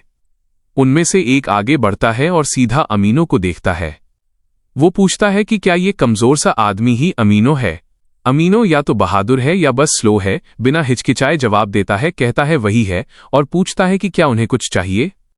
डीमन 1 सेकंड भी वेस्ट नहीं करता। उसका विशाल हाथ आगे बढ़ता है, अमीनो को कॉलर से पकड़ता है और उसे एक कागज की गुड़िया की तरह उठा लेता है। एक ऐसी आवाज में जो बिजली जैसी लगती है, वो अपना फैसला सुनाता है कि डीमन हाई प्रीस्टेस के कमांड के अंडर अमीनो ने मोनार्क की बेइज्जती की है और अब उसे मौत के लिए मार्क किया गया है। अमीनो का चेहरा चौक की तरह सफेद पड़ जाता है। उसका शरीर कांपता है। उसका दिमाग बंद हो जाता है। उसके मुंह से जो निकलता है वो डिफेंस नहीं, बस एक कंफ्यूज्ड हकलाना है। भीड़ आगे बढ़ती है, डीमन को समझाने की कोशिश करती है। वो उससे दोबारा सोचने की भीख मांगते हैं। उनके शब्द यही कहते हैं कि अमीनो बेवकूफ हो सकता है, लेकिन वो ग्रेट मोनार्क के खिलाफ कभी नहीं बोलेगा। अमीनो जोर जोर से सर हिलाता है। उसका सर उसके ख्यालों से तेज घूम रहा है। वो कसम खाता है कि वो इनोसेंट है। मोनार्क के बारे में एक भी बुरा शब्द उसके होठों से नहीं निकला। शायद डीमंस ने गलत सुना। शायद उन्हें अपने नोट्स चेक करने चाहिए। डीमन हिलता तक नहीं। वो कहता है कि ये कोई डिबेट नहीं है। ग्रेट मोनार्क ने बोल दिया है। अगर अमीनो को इससे प्रॉब्लम है तो वो खुद मोनार्क से बहस करके अपनी किस्मत आजमा सकता है। इसके साथ ही अमीनो को कचरे की बोरी की तरह जमीन पर पटक दिया जाता है। कोई ग्रेस नहीं, कोई हिचकिचाहट नहीं। डीमन फिर अपने साथियों की तरफ मुड़ता है और ऑर्डर देता है। अमीनो, जो अभी भी कांप रहा है, उसे एक मिनियन पकड़ता है और मरे हुए वजन की तरह घसीट कर ले जाता है। आगे जो भी होगा वो अब उसके हाथ में नहीं है। शिवा नेशन के लोग जमे रह जाते हैं। उनकी आंखें फटी रह जाती हैं जब वो देखते हैं कि उनके तथाकथित हाई प्रीस्ट को धुले हुए कपड़ों की बोरी की तरह घसीटा जा रहा है। कोई नहीं हिलता। किसी को नहीं पता क्या बोलना है। कुछ लोग बोलने की कोशिश करते हैं, लेकिन जो निकलता है वो बस एक हकलाना है, पैनिक और कंफ्यूजन से भरा हुआ। डीमन क्लास चेंज श्राइन की गहराई में एक अजीब सा सन्नाटा कमरे में भर जाता है। डीमन हाई प्रीस्टेस लिविया एक और डीमन मोनार्क के सामने खड़ी है। सिंहासन खुद दूसरी तरफ घूमा हुआ है। उसकी पीठ कमरे की तरफ है, जैसे वो बिना देखे ही उन्हें जज कर रहा हो। बिना पलक झपकाए लिविया अपने सबॉर्डिनेट्स को ऑर्डर देती है कि उस शख्स को लाओ जिसने मोनार्क की बेइज्जती करने की हिम्मत की। देरी के लिए कोई वक्त नहीं, बेवकूफों के लिए कोई रहम नहीं। अमीनो को घसीट कर लाया जाता है, जो अभी भी अपनी बची कुची प्राइड से चिपका हुआ है। उसके शब्द एक टूटे हुए नल की तरह बह रहे हैं। वो कसम खाता है कि उसका मतलब कभी डिसरिस्पेक्ट करना नहीं था। कहता है कि वो इंसानों से किसी और से ज्यादा नफरत करता है। यहां तक कि ऑफर करता है कि अगर उसे एक और चांस मिले तो वो एक लॉयल डीमन वॉरियर की तरह लड़ेगा। डीमन जो उसे पकड़े हुए था वो काफी सुन चुका है। उसका सब्र अमीनो की डिग्निटी से भी कम हो गया है। एक तेज मोशन के साथ वो उसे गर्दन से उठाता है और जमीन पर पटक देता है जैसे कोई सड़ा हुआ फल गिरा रहा हो। फिर नकली रिस्पेक्ट के साथ झुककर वो सिंहासन के सामने घुटने टेकता है और तथाकथित पापी की डिलीवरी अनाउंस करता है।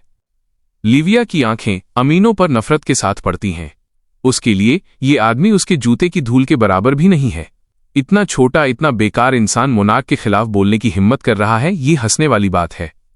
अमीनो, जो अब दर्द में आधा दफन हो चुका है, फिर से भीख मांगता है।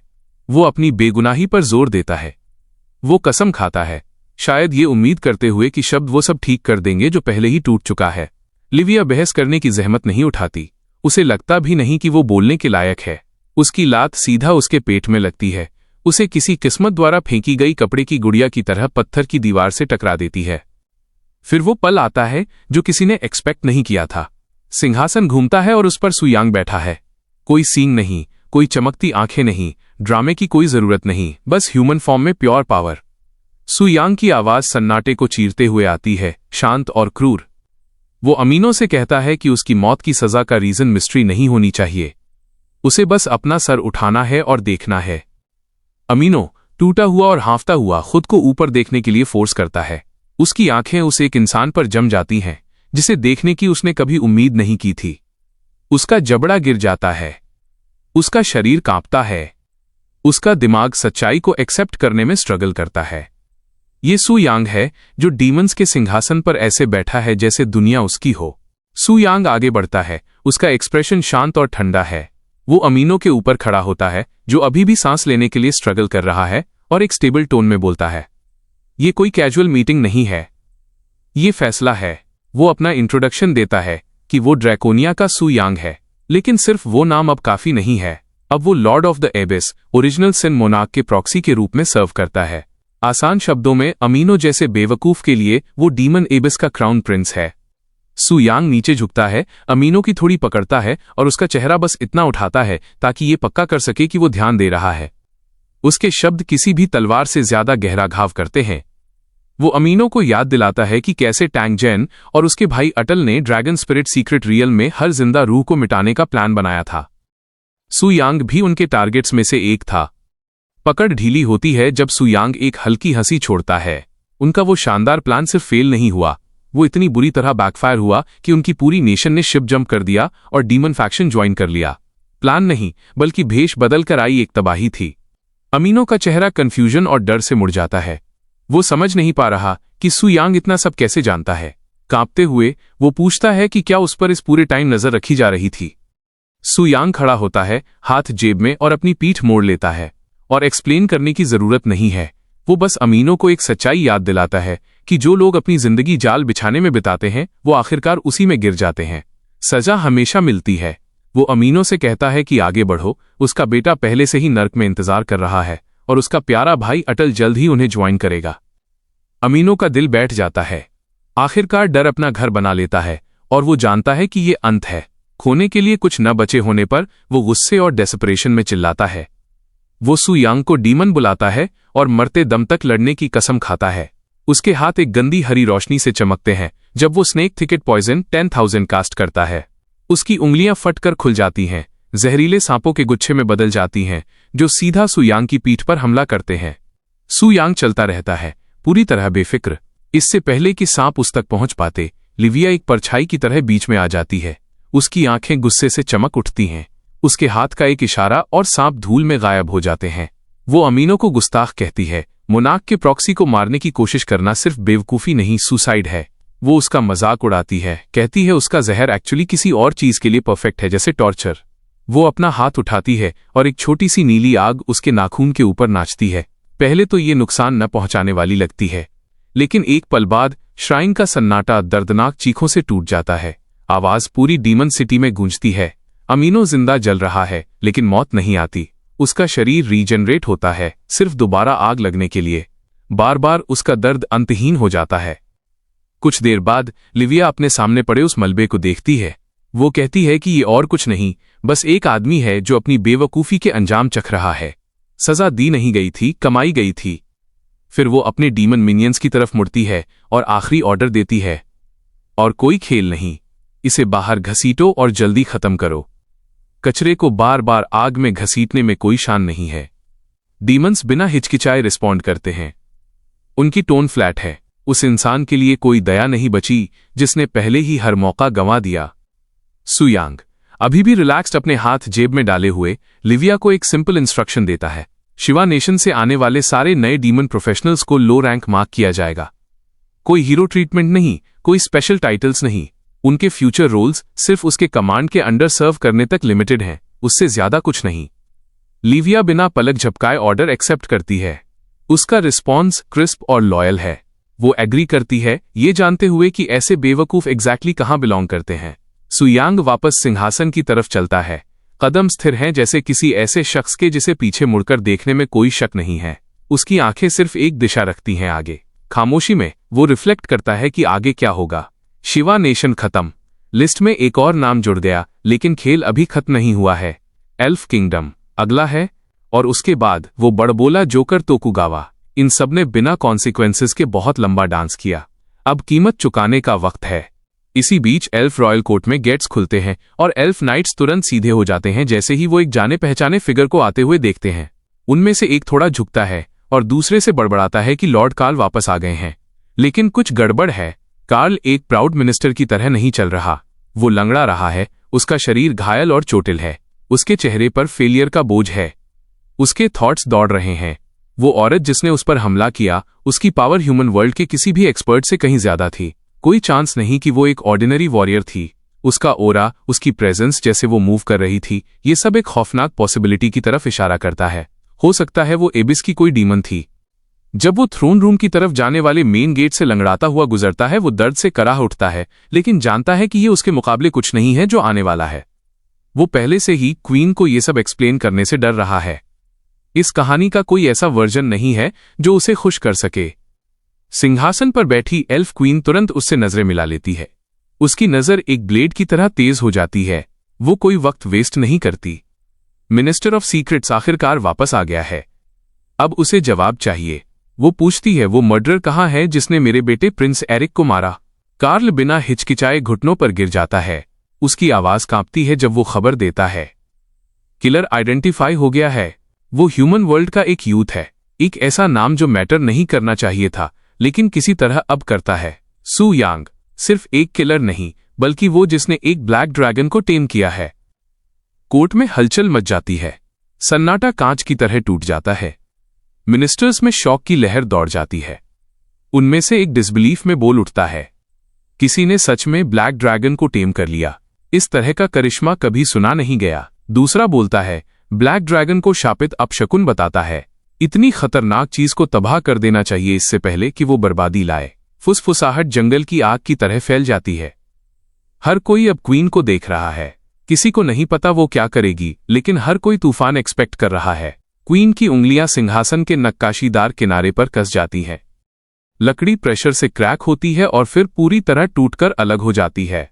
उसका गुस्सा अब किसी भी शब्द से बयां नहीं किया जा सकता। वो भड़की हुई आवाज में पूछती है कि आखिर सू यांग छिपा कहाँ है? लॉर्ड काल शर्म और डर से जमीन में धंसते जा रहे हैं। उनके घुटने कांप रहे हैं और सर लगभग फर्श को छू रहा है। डर उनके पूरे शरीर को जकड़ लेता है। उनकी आवाज कांपती है जब वो बोलना शुरू करते हैं। वो रिपोर्ट करते हैं कि ड्रैगन स्पिरिट सीक्रेट रियल्म से 2 सर्वाइवर्स थे जो शायद सच्चाई जानते थे, लेकिन वापस आते वक्त सब कुछ बिखर गया।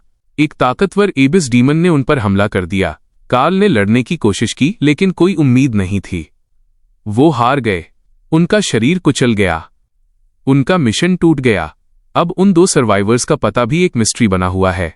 एल्फ क्वीन पलके नहीं झपकाती। उसकी नजर बर्फ से भी ज्यादा ठंडी है। वो ऐसी नजर है जिसे डिसपॉइंटमेंट दिखाने के लिए शब्दों की जरूरत नहीं होती। हवा भारी हो जाती है जब कार्ल पसीने में भीगा हुआ बोलता रहता है। वो डीमन की ताकत के बारे में बताता है। कहता है कि वो सिर्फ स्ट्रांग नहीं था, वो ओवरवेलमिंग था। उसे शक है कि वो क्रिएचर शायद ओरिजिनल सिन किंग के लेवल का था। पूरे कमरे में हैरानी की लहर दौड़ जाती है। एक मिनिस्टर दूसरे की तरफ झुकता है और अविश्वास में फुसफुसाता है, मिनिस्टर ऑफ सीक्रेट्स भी मारा गया।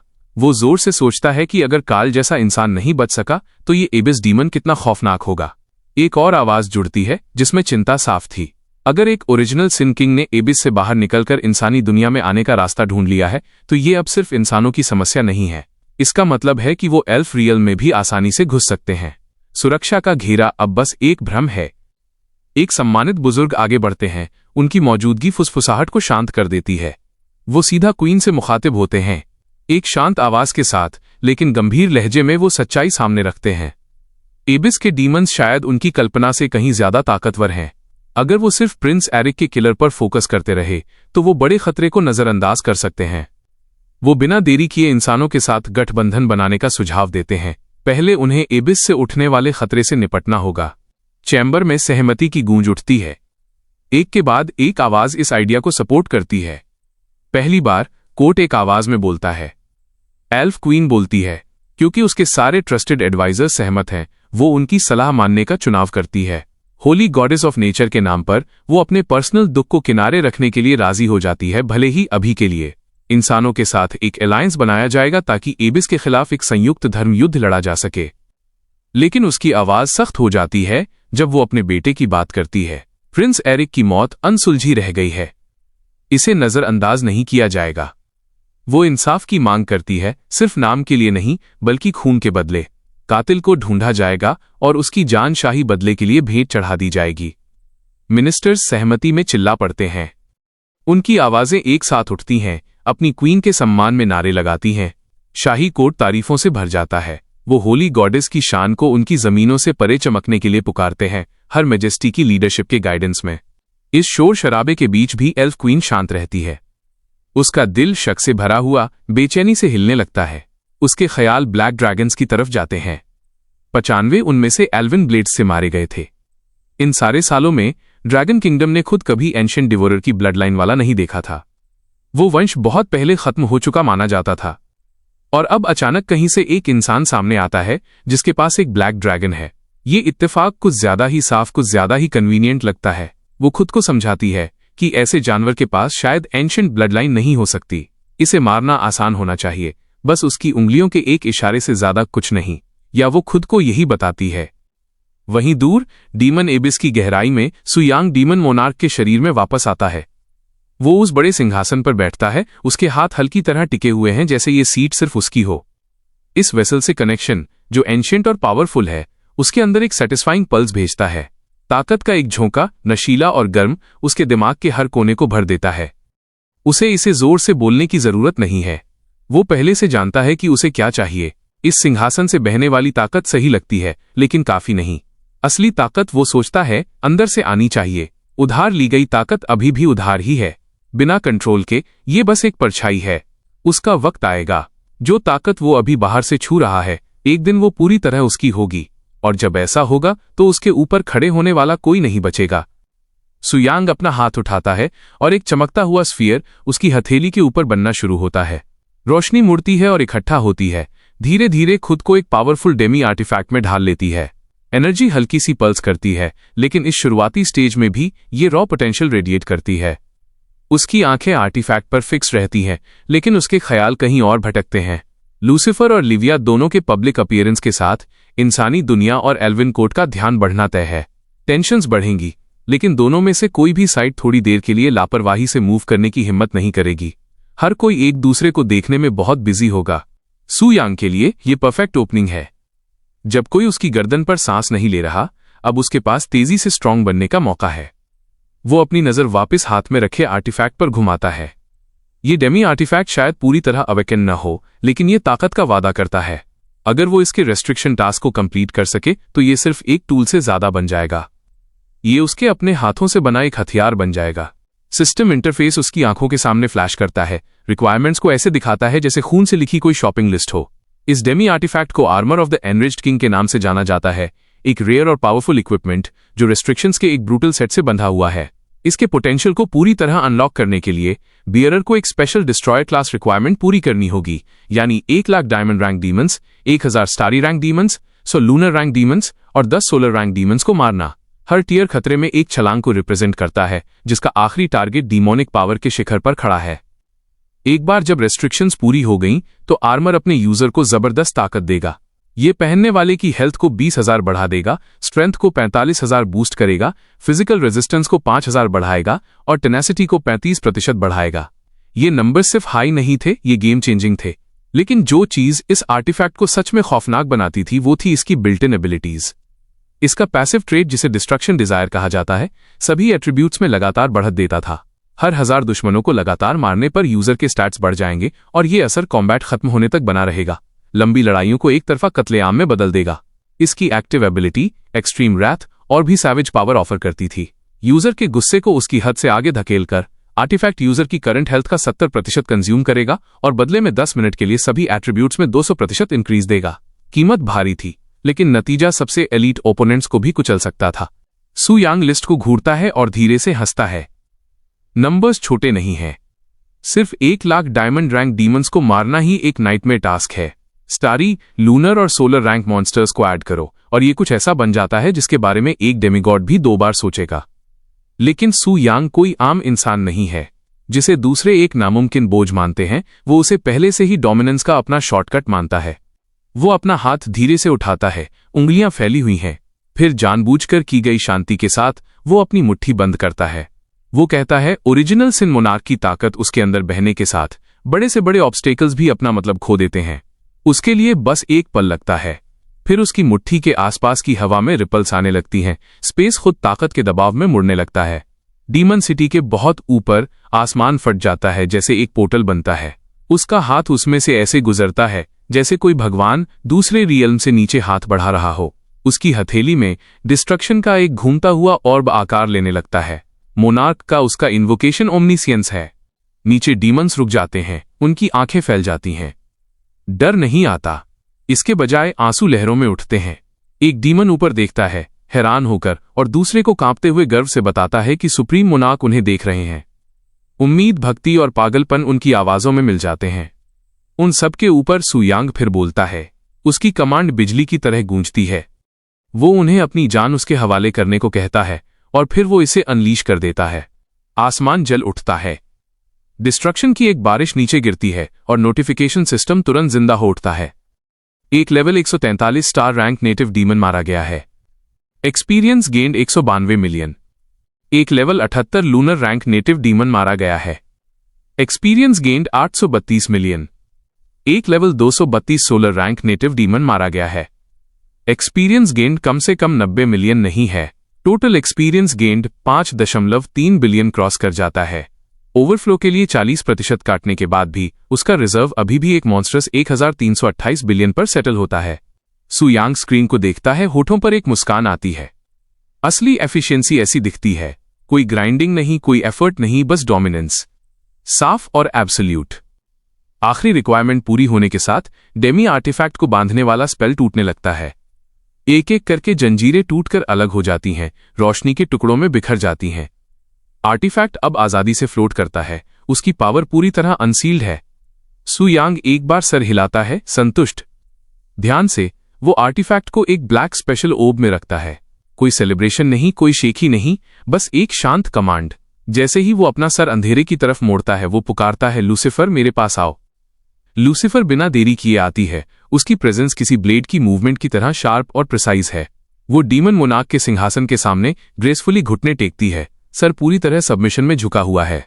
उसकी आवाज स्टेडी है, कोई हिचकिचाहट नहीं दिखाती जब वो अपने किंग के ऑर्डर का इंतजार करती है। ज्यादा बोले बिना मोनार्क उसे वो ब्लैक स्पेशल ओब देता है जिसमें नया अनसील्ड डेमी आर्टिफैक्ट रखा है। ये जेस्चर ही काफी है। वो समझ जाती है कि क्या करना है। उसका टास्क सिंपल है, इसे उसके चुने हुए प्रॉक्सी तक डिलीवर करना। वो दोनों हाथों से ओब एक्सेप्ट करती है और उस शख्स की ओबीडियंस के साथ रिस्पॉन्ड करती है जो पावर को क्वेश्चन नहीं करता। फिर उसकी नजर उस पर थोड़ी देर के लिए टिकी रहती है।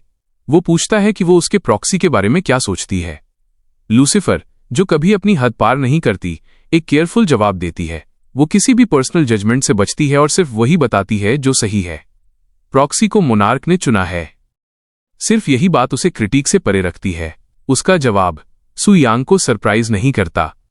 मोनार्क के शरीर के अंदर वो शांति से रिफ्लेक्ट करता है। लूसीफर बिल्कुल नहीं बदली है। दूसरों के आसपास वो खुद को डोमिनेंस और एलिगेंस के साथ कैरी करती है, लेकिन उसके सामने वो बिना सवाल किए खुद को झुका देती है। फर्क जमीन और आसमान जैसा है, एक चेहरा दुनिया के लिए और दूसरा सिंहासन के लिए। इससे पहले कि सन्नाटा फिर से छाए, उसे लिविया से एक मैसेज मिलता है। वो ऑडियंस रिक्वेस्ट कर रही है, कहती है मामला अर्जेंट है। एक छोटे नोट के साथ मोनार्क परमिशन देता है। अगले ही पल लिविया लूसीफर के बगल में दिखाई देती है, उतने ही रिस्पेक्ट के साथ घुटने टेकती है। ये रूटीन नहीं है। वो सिचुएशन पर रिपोर्ट करना शुरू करती है। उसकी बातें कुछ अनएक्सपेक्टेड और परेशान करने वाला रिवील करती हैं। रेड मून इन्वेजन का खतरा।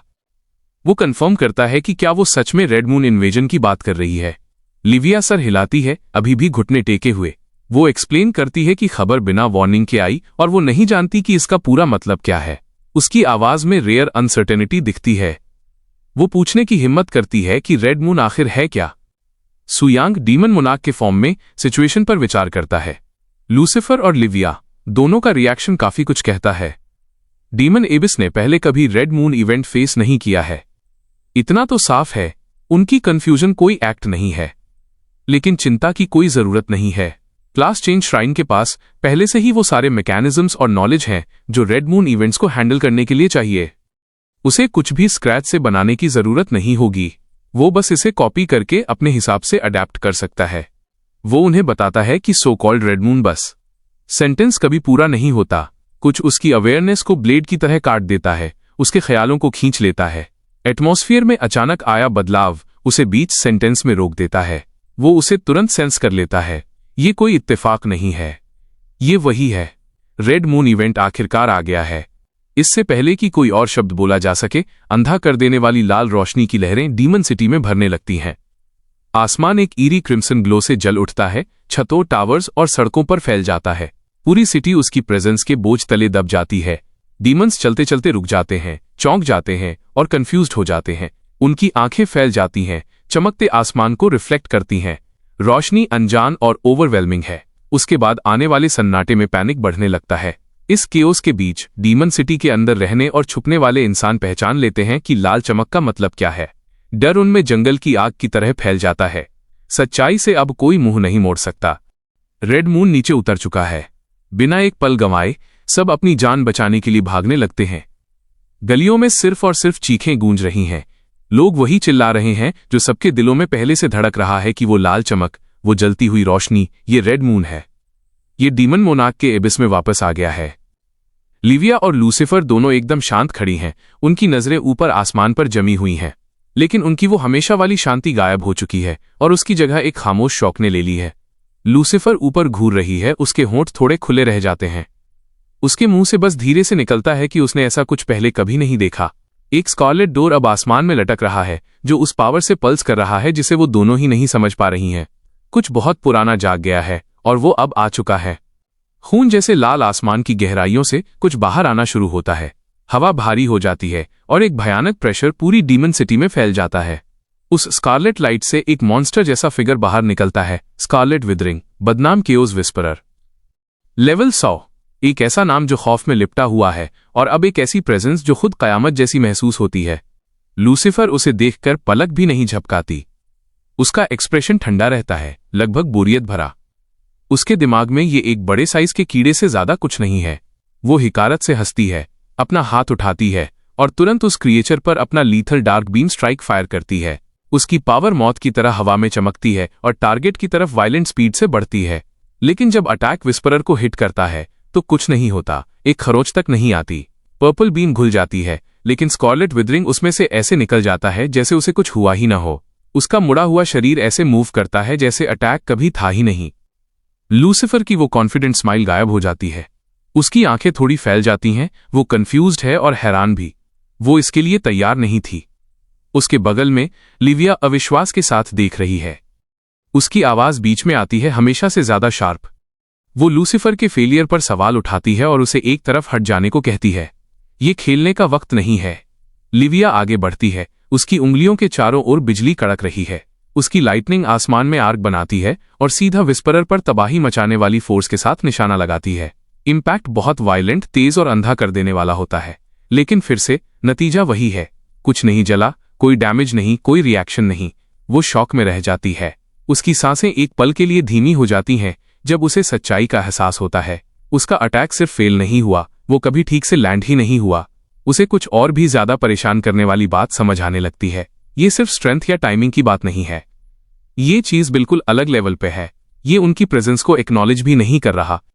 सुयांग, जो अभी भी डीमन मोनार्क के शरीर के अंदर बैठा है, सब कुछ खामोशी से ऑब्जर्व कर रहा है। उसके थॉट्स शांत लेकिन तेज चल रहे हैं। उस मॉन्स्टर ने गॉड रैंक बॉसेस के हमलों को ऐसे झाड़ दिया जैसे वो हवा के हल्के झोंके हों। सिर्फ यही बात कहानियों को सच साबित करती है। स्कारलेट विदरिंग कोई ऐसी चीज नहीं है जिसे सिर्फ पावर से हराया जा सके। कहा जाता है कि सिर्फ एक सच्चा हीरो ही इसे खत्म करने के काबिल है। लेकिन अब उसके दिमाग में एक नया सवाल उठता है कि अगर एक हीरो ही है जो स्कारलेट विदरिंग को नष्ट कर सकता है, तो तब क्या होगा जब हीरो अब प्योर नहीं है और उसके अंदर एक डीमन किंग की आत्मा चल रही है? जवाब शायद ज्यादा दूर नहीं है। सुयांग अपना हाथ उठाता है और डार्क एनर्जी उसकी हथेली में जमा होने लगती है, घनी पावर के साथ घूमती हुई। उसके चारों ओर का प्रेशर बदल जाता है जैसे जैसे अंधेरा कंडेंस होता है। बिना एक शब्द बोले वो अटैक सीधा स्कारलेट विदरिंग पर लॉन्च करता है। एनर्जी हवा को चीरती हुई निकलती है और अपने टारगेट को कुचलने वाली फोर्स के साथ स्ट्राइक करती है। पलक झपकते ही विस्परर गायब हो जाता है। घायल नहीं, पीछे नहीं हटा, बल्कि पूरी तरह मिट गया। वो क्रिएचर अस्तित्व से गायब हो जाता है। सुयांग की पावर से पूरी तरह मिटा दिया गया। लेकिन जैसे ही अटैक लैंड करता है, कुछ बदल जाता है। ऊपर ब्लड मून डिस्टॉर्ट होने लगता है, एक टूटे हुए रिफ्लेक्शन की तरह रिपल कर रहा है। सुयांग का शरीर, जो अभी भी डीमन मोनार्क का है, अननेचुरली फ्लिकर करने लगता है। फॉर्म एक पल के लिए ग्लिच करता है। ये टूट नहीं रहा, लेकिन इसके अंदर कुछ शिफ्ट हो रहा है। लूसिफर ये सब एक कॉम्प्लिकेटेड एक्सप्रेशन के साथ देख रही है। उसकी आवाज सॉफ्ट है, लगभग चिंता भरी, जब वो आह भरती है और धीरे से उससे बोलती है। उसकी टोन में कुछ ऐसा है जो इशारा करता है कि वो जानती है कि क्या हो रहा है, लेकिन जोर से बोलने की हिम्मत नहीं करती। अगले ही पल ब्लड मून फट जाता है और सू यांग खुद को एक बार फिर ट्रांसपोर्ट हुआ पाता है। अब वो किसी विशाल और रोंगटे खड़े कर देने वाली चीज के सामने खड़ा है, आई ऑफ स्कारलेट। ये उसके सामने हवा में लटक रही है, बहुत बड़ी और बिना पलक झपकाए। वो अभी भी डीमन मोनार्क के शरीर के अंदर है, लेकिन आसपास सब कुछ अलग महसूस हो रहा है। वो आंख सीधे उसे घूर रही है, एक अशुभ डार्क ग्लो के साथ पल्स कर रही है। सू यांग अपनी आंखें संकरी करता है, उस जगह को पहचानते हुए। वो दरवाजे के पीछे की दुनिया में है। ये रियलिटी नहीं है, ये एक मेंटल इल्यूजन है, एक इनर रियल्म जो किसी गहरी पावर ने बनाया है। आंख हिलती नहीं है, लेकिन उसका प्रेशर हर पल भारी होता जा रहा है। ये हमला नहीं कर रही, लेकिन इसकी प्रेजेंस ही दम घोटने वाली है। सू यांग भी अब इसे महसूस कर रहा है, एक धीमा, रेंगता हुआ डर, जैसा उसने लंबे समय से नहीं जाना था। एबिस की पावर रखने के बावजूद वो भी इसे इग्नोर नहीं कर सकता। वजन तब तक बढ़ता है जब तक उसके घुटने जवाब नहीं दे देते। वो जमीन पर गिर जाता है, उस फोर्स का विरोध करने में असमर्थ जो उसे नीचे दबा रही है। उसका शरीर प्रेशर के नीचे कांप रहा है। ये सिर्फ स्ट्रेंथ नहीं है, ये डोमिनेशन है। ये आंख सिर्फ ऑब्जर्व नहीं करती, ये कंट्रोल करती है। और फिर उतनी ही अचानक आंख गायब हो जाती है। सू यांग सांस छोड़ता है, खुद को शांत करने की कोशिश करता है। उसे एहसास होता है कि ये सिर्फ एक मेंटल इल्यूजन था, कोई फिजिकल डैमेज नहीं, बस स्कारलेट पर्दे के पीछे क्या है उसकी एक खौफनाक झलक। वो अपने दांत पीसता है, फोकस करता है और अपनी इच्छा शक्ति से इल्यूजन को तोड़ देता है। रियलिटी वापस आती है और वो खुद को एक बार फिर डीमन एबिस में पाता है। इवेंट खत्म हो चुका है, लेकिन जो अभी हुआ उसका बोझ अब भी उसके दिमाग में टिका हुआ है। उसने इतनी पावरफुल प्रेजेंस एक्सपेक्ट नहीं की थी। उससे भी ज्यादा उसने ओरिजिनल सिन मोनार्क से बड़ी प्रेजेंस डिस्कवर करने की उम्मीद नहीं की थी। उस तरह की पावर, शायद यही वजह है कि class change shrine red moon से इतना डरता है। उस अंतहीन स्कारलेट दरवाजे के पीछे एक अनजान दुनिया अब भी इंतजार कर रही है। तभी लूसिफर पास आती है और बोलती है। वो कुछ पल पहले उसकी आत्मा में हुई फ्लक्चुएशन पर कमेंट करती है। लिविया भी शामिल होती है, चिंता जताते हुए कि क्या वो स्कारलेट एनर्जी से टेंट हो गया है। सू यांग उनकी चिंता को एक तरफ कर देता है। शांत और कंपोज्ड, वो उनसे कहता है कि उस पर विचार करने की कोई जरूरत नहीं है। वो बात को वापस वहीं मोड़ता है जहां वो पहले थी। एक स्थिर टोन के साथ वो नॉलेज शेयर करना शुरू करता है जिसकी उन्हें जरूरत है। रेड मून की सच्चाई, वो नॉलेज जो अब सिर्फ उसके पास है। लूसिफर सोच में अपनी आंखें नीचे कर लेती है। जो कुछ उसने अभी सीखा है उसे अब्सॉर्ब करने की कोशिश कर रही है। शब्द उसके दिमाग में गूंजते हैं, red moon invasion, scarlet withering, red moon crystal core. हर टर्म में वजन है और इसमें से कुछ भी ऑर्डिनरी नहीं लगता। उसके सामने लिविया बोलती है, उसकी टोन थोड़ी तनी हुई है। इन्फॉर्मेशन भारी है, एक बार में डाइजेस्ट करने के लिए बहुत कुछ है, यहां तक कि उसके जैसे किसी के लिए भी। सू यांग बिना हिचकिचाहट के जवाब देता है। उसके नजरिए में नॉलेज सिर्फ पहला कदम है, असली समझ एक्सपीरियंस से आती है। वो उन्हें बताता है कि उसने अभी क्या देखा। डीमन मोनार्क की अथॉरिटी का इस्तेमाल करते हुए उसने पूरे एबिस को ऑब्जर्व किया। जो उसने देखा, उसने एक परेशान करने वाली सच्चाई को कंफर्म किया कि स्कारलेट एनर्जी एबिस की गहराइयों में रिस रही है। ये अब सिर्फ एक बाहरी खतरा नहीं है, ये पहले से ही अंदर है, और इसका मतलब कुछ और भी ज्यादा खतरनाक है। यहां तक कि डीमन प्रोफेशनल्स जिन्होंने एक परफेक्ट क्लास चेंज पूरा किया है वो भी इम्यून नहीं है। वो भी अब रेड मून इन्वेजन ट्रिगर कर सकते हैं। लिविया उसकी तरफ मुड़ती है, कंफ्यूज्ड लेकिन ध्यान देते हुए। वो क्लैरिटी मांगती है, ये समझने की जरूरत है कि इसका पूरा मतलब क्या है। सू यांग शांत अथॉरिटी के साथ उसकी तरफ मुड़ता है। डीमन हाई प्रीस्टेस के रूप में अब बात फैलाने की जिम्मेदारी उसकी है। अगर वो स्कारलेट दरवाजा फिर से दिखाई देता है और दुश्मन उसमें से निकलते हैं तो कोई हिचकिचाहट नहीं होनी चाहिए। उन्हें देखते ही खत्म कर देना है और उनके red moon crystal course collect करने हैं। हर क्रिस्टल कोर की वैल्यू है और जो लोग 1000 कोर्स लाएंगे वो उन्हें एक इनाम का वादा करता है, ओरिजिनल पावर का एक हिस्सा। लिविया तुरंत अपना सर झुकाती है, उसकी आवाज स्थिर है। वो बिना हिचकिचाहट के अपनी लॉयल्टी की कसम खाती है। उसकी मर्जी पूरी की जाएगी। सू यांग दूर देखता है, उसके ख्यालों में वो मौजूदा पल से आगे निकल जाता है। दुनिया उसके सामने फैली हुई है, उससे कहीं ज्यादा चौड़ी और गहरी जितना उसने कभी कल्पना की थी। ओरिजिनल सिन मोनार्क उसका आखिरी गोल नहीं है। वो टाइटल जो कभी ना हिलने वाला था अब बस एक मील का पत्थर है। एक दिन वो स्कारलेट प्रेजेंस भी उसके पीछे छूट जाएगी। और जब वो दिन आएगा वो उस सीक्रेट को उजागर करेगा जो सारी क्रिएशन के पीछे छुपा है। दुनिया की मिस्ट्री अब छिपी नहीं रहेगी। कुछ समय बाद होली सिटी के दिल में हाई प्रीस्टेस आसमान की हल्की लाल चमक के नीचे चुपचाप खड़ी है। उसकी आंखें ऊपर क्रिम्सन मून पर टिकी हैं, जिसकी डरावनी रोशनी दुनिया को डर में रंग रही है। उसके ख्याल हर सेकंड भारी होते जा रहे हैं। पिछले रेड मून को बीते आधा महीना भी नहीं हुआ है और फिर भी ये वापस आ गया है, और जैसे किस्मत ने बुलाया हो, केओस भी पीछे चला आया है। एबिस वर्ल्ड बॉस, एल्फ रियल्म से टेंशन, ये सब लहरों में आ रहा है, एक के ऊपर एक क्राइसिस। वो होली लाइट के विशाल स्टैच्यू के सामने धीरे से घुटने टेकती है, प्रार्थना में हाथ जोड़ती है। उसकी आवाज धीमी है, लगभग कांपती हुई। उसकी विनती सिंपल लेकिन डेस्पर्ट है। वो एक संकेत मांग रही है, एक मसीहा, कोई ऐसा जो उन्हें इस रेंगते हुए अंधेरे और इस भयानक मुसीबत से दूर ले जाए। होली सिटी से दूर सू यांग अपने शरीर में वापस आता है। उसका आसपास का माहौल नॉर्मल हो जाता है जब वो अपने कमरे का दरवाजा खोलता है। जैसे ही वो अंदर कदम रखता है, एक सॉफ्ट फिगर उससे टकराता है। एल्फ प्रिंसेस खुद को उसके सीने से लगा देती है, बाहें उसके चारों ओर कस लेती है। आंसू अभी भी उसकी आंखों में है जब वो उसके कपड़ों को जकड़ लेती है। उसकी आवाज इमोशन से कांप रही है। वो उसे उस बुरे सपने के बारे में बताती है कि कैसे स्कारलेट मून के दांत निकल आए और उसने उसे खाने की कोशिश की। वो डर उसे छोड़ नहीं रहा है। सू यांग धीरे से उसके सर को थपथपाता है और तुरंत उसके गाल गहरे लाल हो जाते हैं। वो अपनी पकड़ ढीली नहीं करती, बल्कि वो और कसकर पकड़ लेती है। उसका डर असली है और वो अभी भी बना हुआ है। एक हल्की मुस्कान के साथ सू यांग उससे बात करता है। वो उसे हल्के में टीज करता है, सोचता है कि वो कभी ये सपना क्यों नहीं देखती कि वो रेड मून को एक ही पंच में तोड़ रहा है। एल्फ प्रिंसेस बुदबुदाती है कि ये पावर के बारे में नहीं है, ये इसलिए है क्योंकि वो परवाह करती है। वो ही एक है जो उसके पास है, वो ही एक है जिस पर वो भरोसा कर सकती है। उनका शांत पल जल्द ही इंटरप्ट हो जाता है। लूसीफर किसी ऑफिशियल टास्क पर आती है, लेकिन उसकी नजरें तुरंत सू यांग से चिपकी हुई एल्फ प्रिंसेस पर पड़ती हैं। उसकी टोन शार्प आती है, जिसमें इरिटेशन की झलक है। वो कमेंट करती है कि प्रॉक्सी काफी बिजी लग रहा है। चौंककर एल्फ प्रिंसेस पीछे हटती है और एक गिल्टी बच्चे की तरह सू यांग के पीछे छुप जाती है। उसका चेहरा शर्मिंदगी से जल रहा है। सू यांग शांत रहता है। वो लूसीफर की प्रेजेंस को एक्नॉलेज करता है और उसे साफ तौर पर बताता है कि वो वास्तव में बहुत बिजी है और शायद जल्द ही और भी बिजी हो जाएगा। अगर उसके पास कहने के लिए कुछ है तो उसे जल्दी बोलना चाहिए। लूसीफर तुरंत जवाब नहीं देती। वो बस अपनी नजरें एक तरफ कर लेती है, साफ तौर पर एनॉयड। अपने हाथ के एक झटके के साथ वो ब्लैक स्पेशल ओब बाहर निकालती है जिसमें डेमी आर्टिफैक्ट है। वो इसे सू यांग की तरफ उछालती है और उसे इसे सुरक्षित रखने को कहती है। ये आइटम खुद मोनार्क का गिफ्ट था। बिना एक और शब्द बोले वो हवा में गायब हो जाती है। सू यांग ब्लैक स्पेशल ओर्ब को कैच करता है और कैजुअली अपने हाथ में फ्लिप करता है। उसके चेहरे पर एक छोटी सी मुस्कुराहट आती है। लूसीफर ने जरूरत से एक सेकंड भी ज्यादा रुकने की जहमत नहीं उठाई।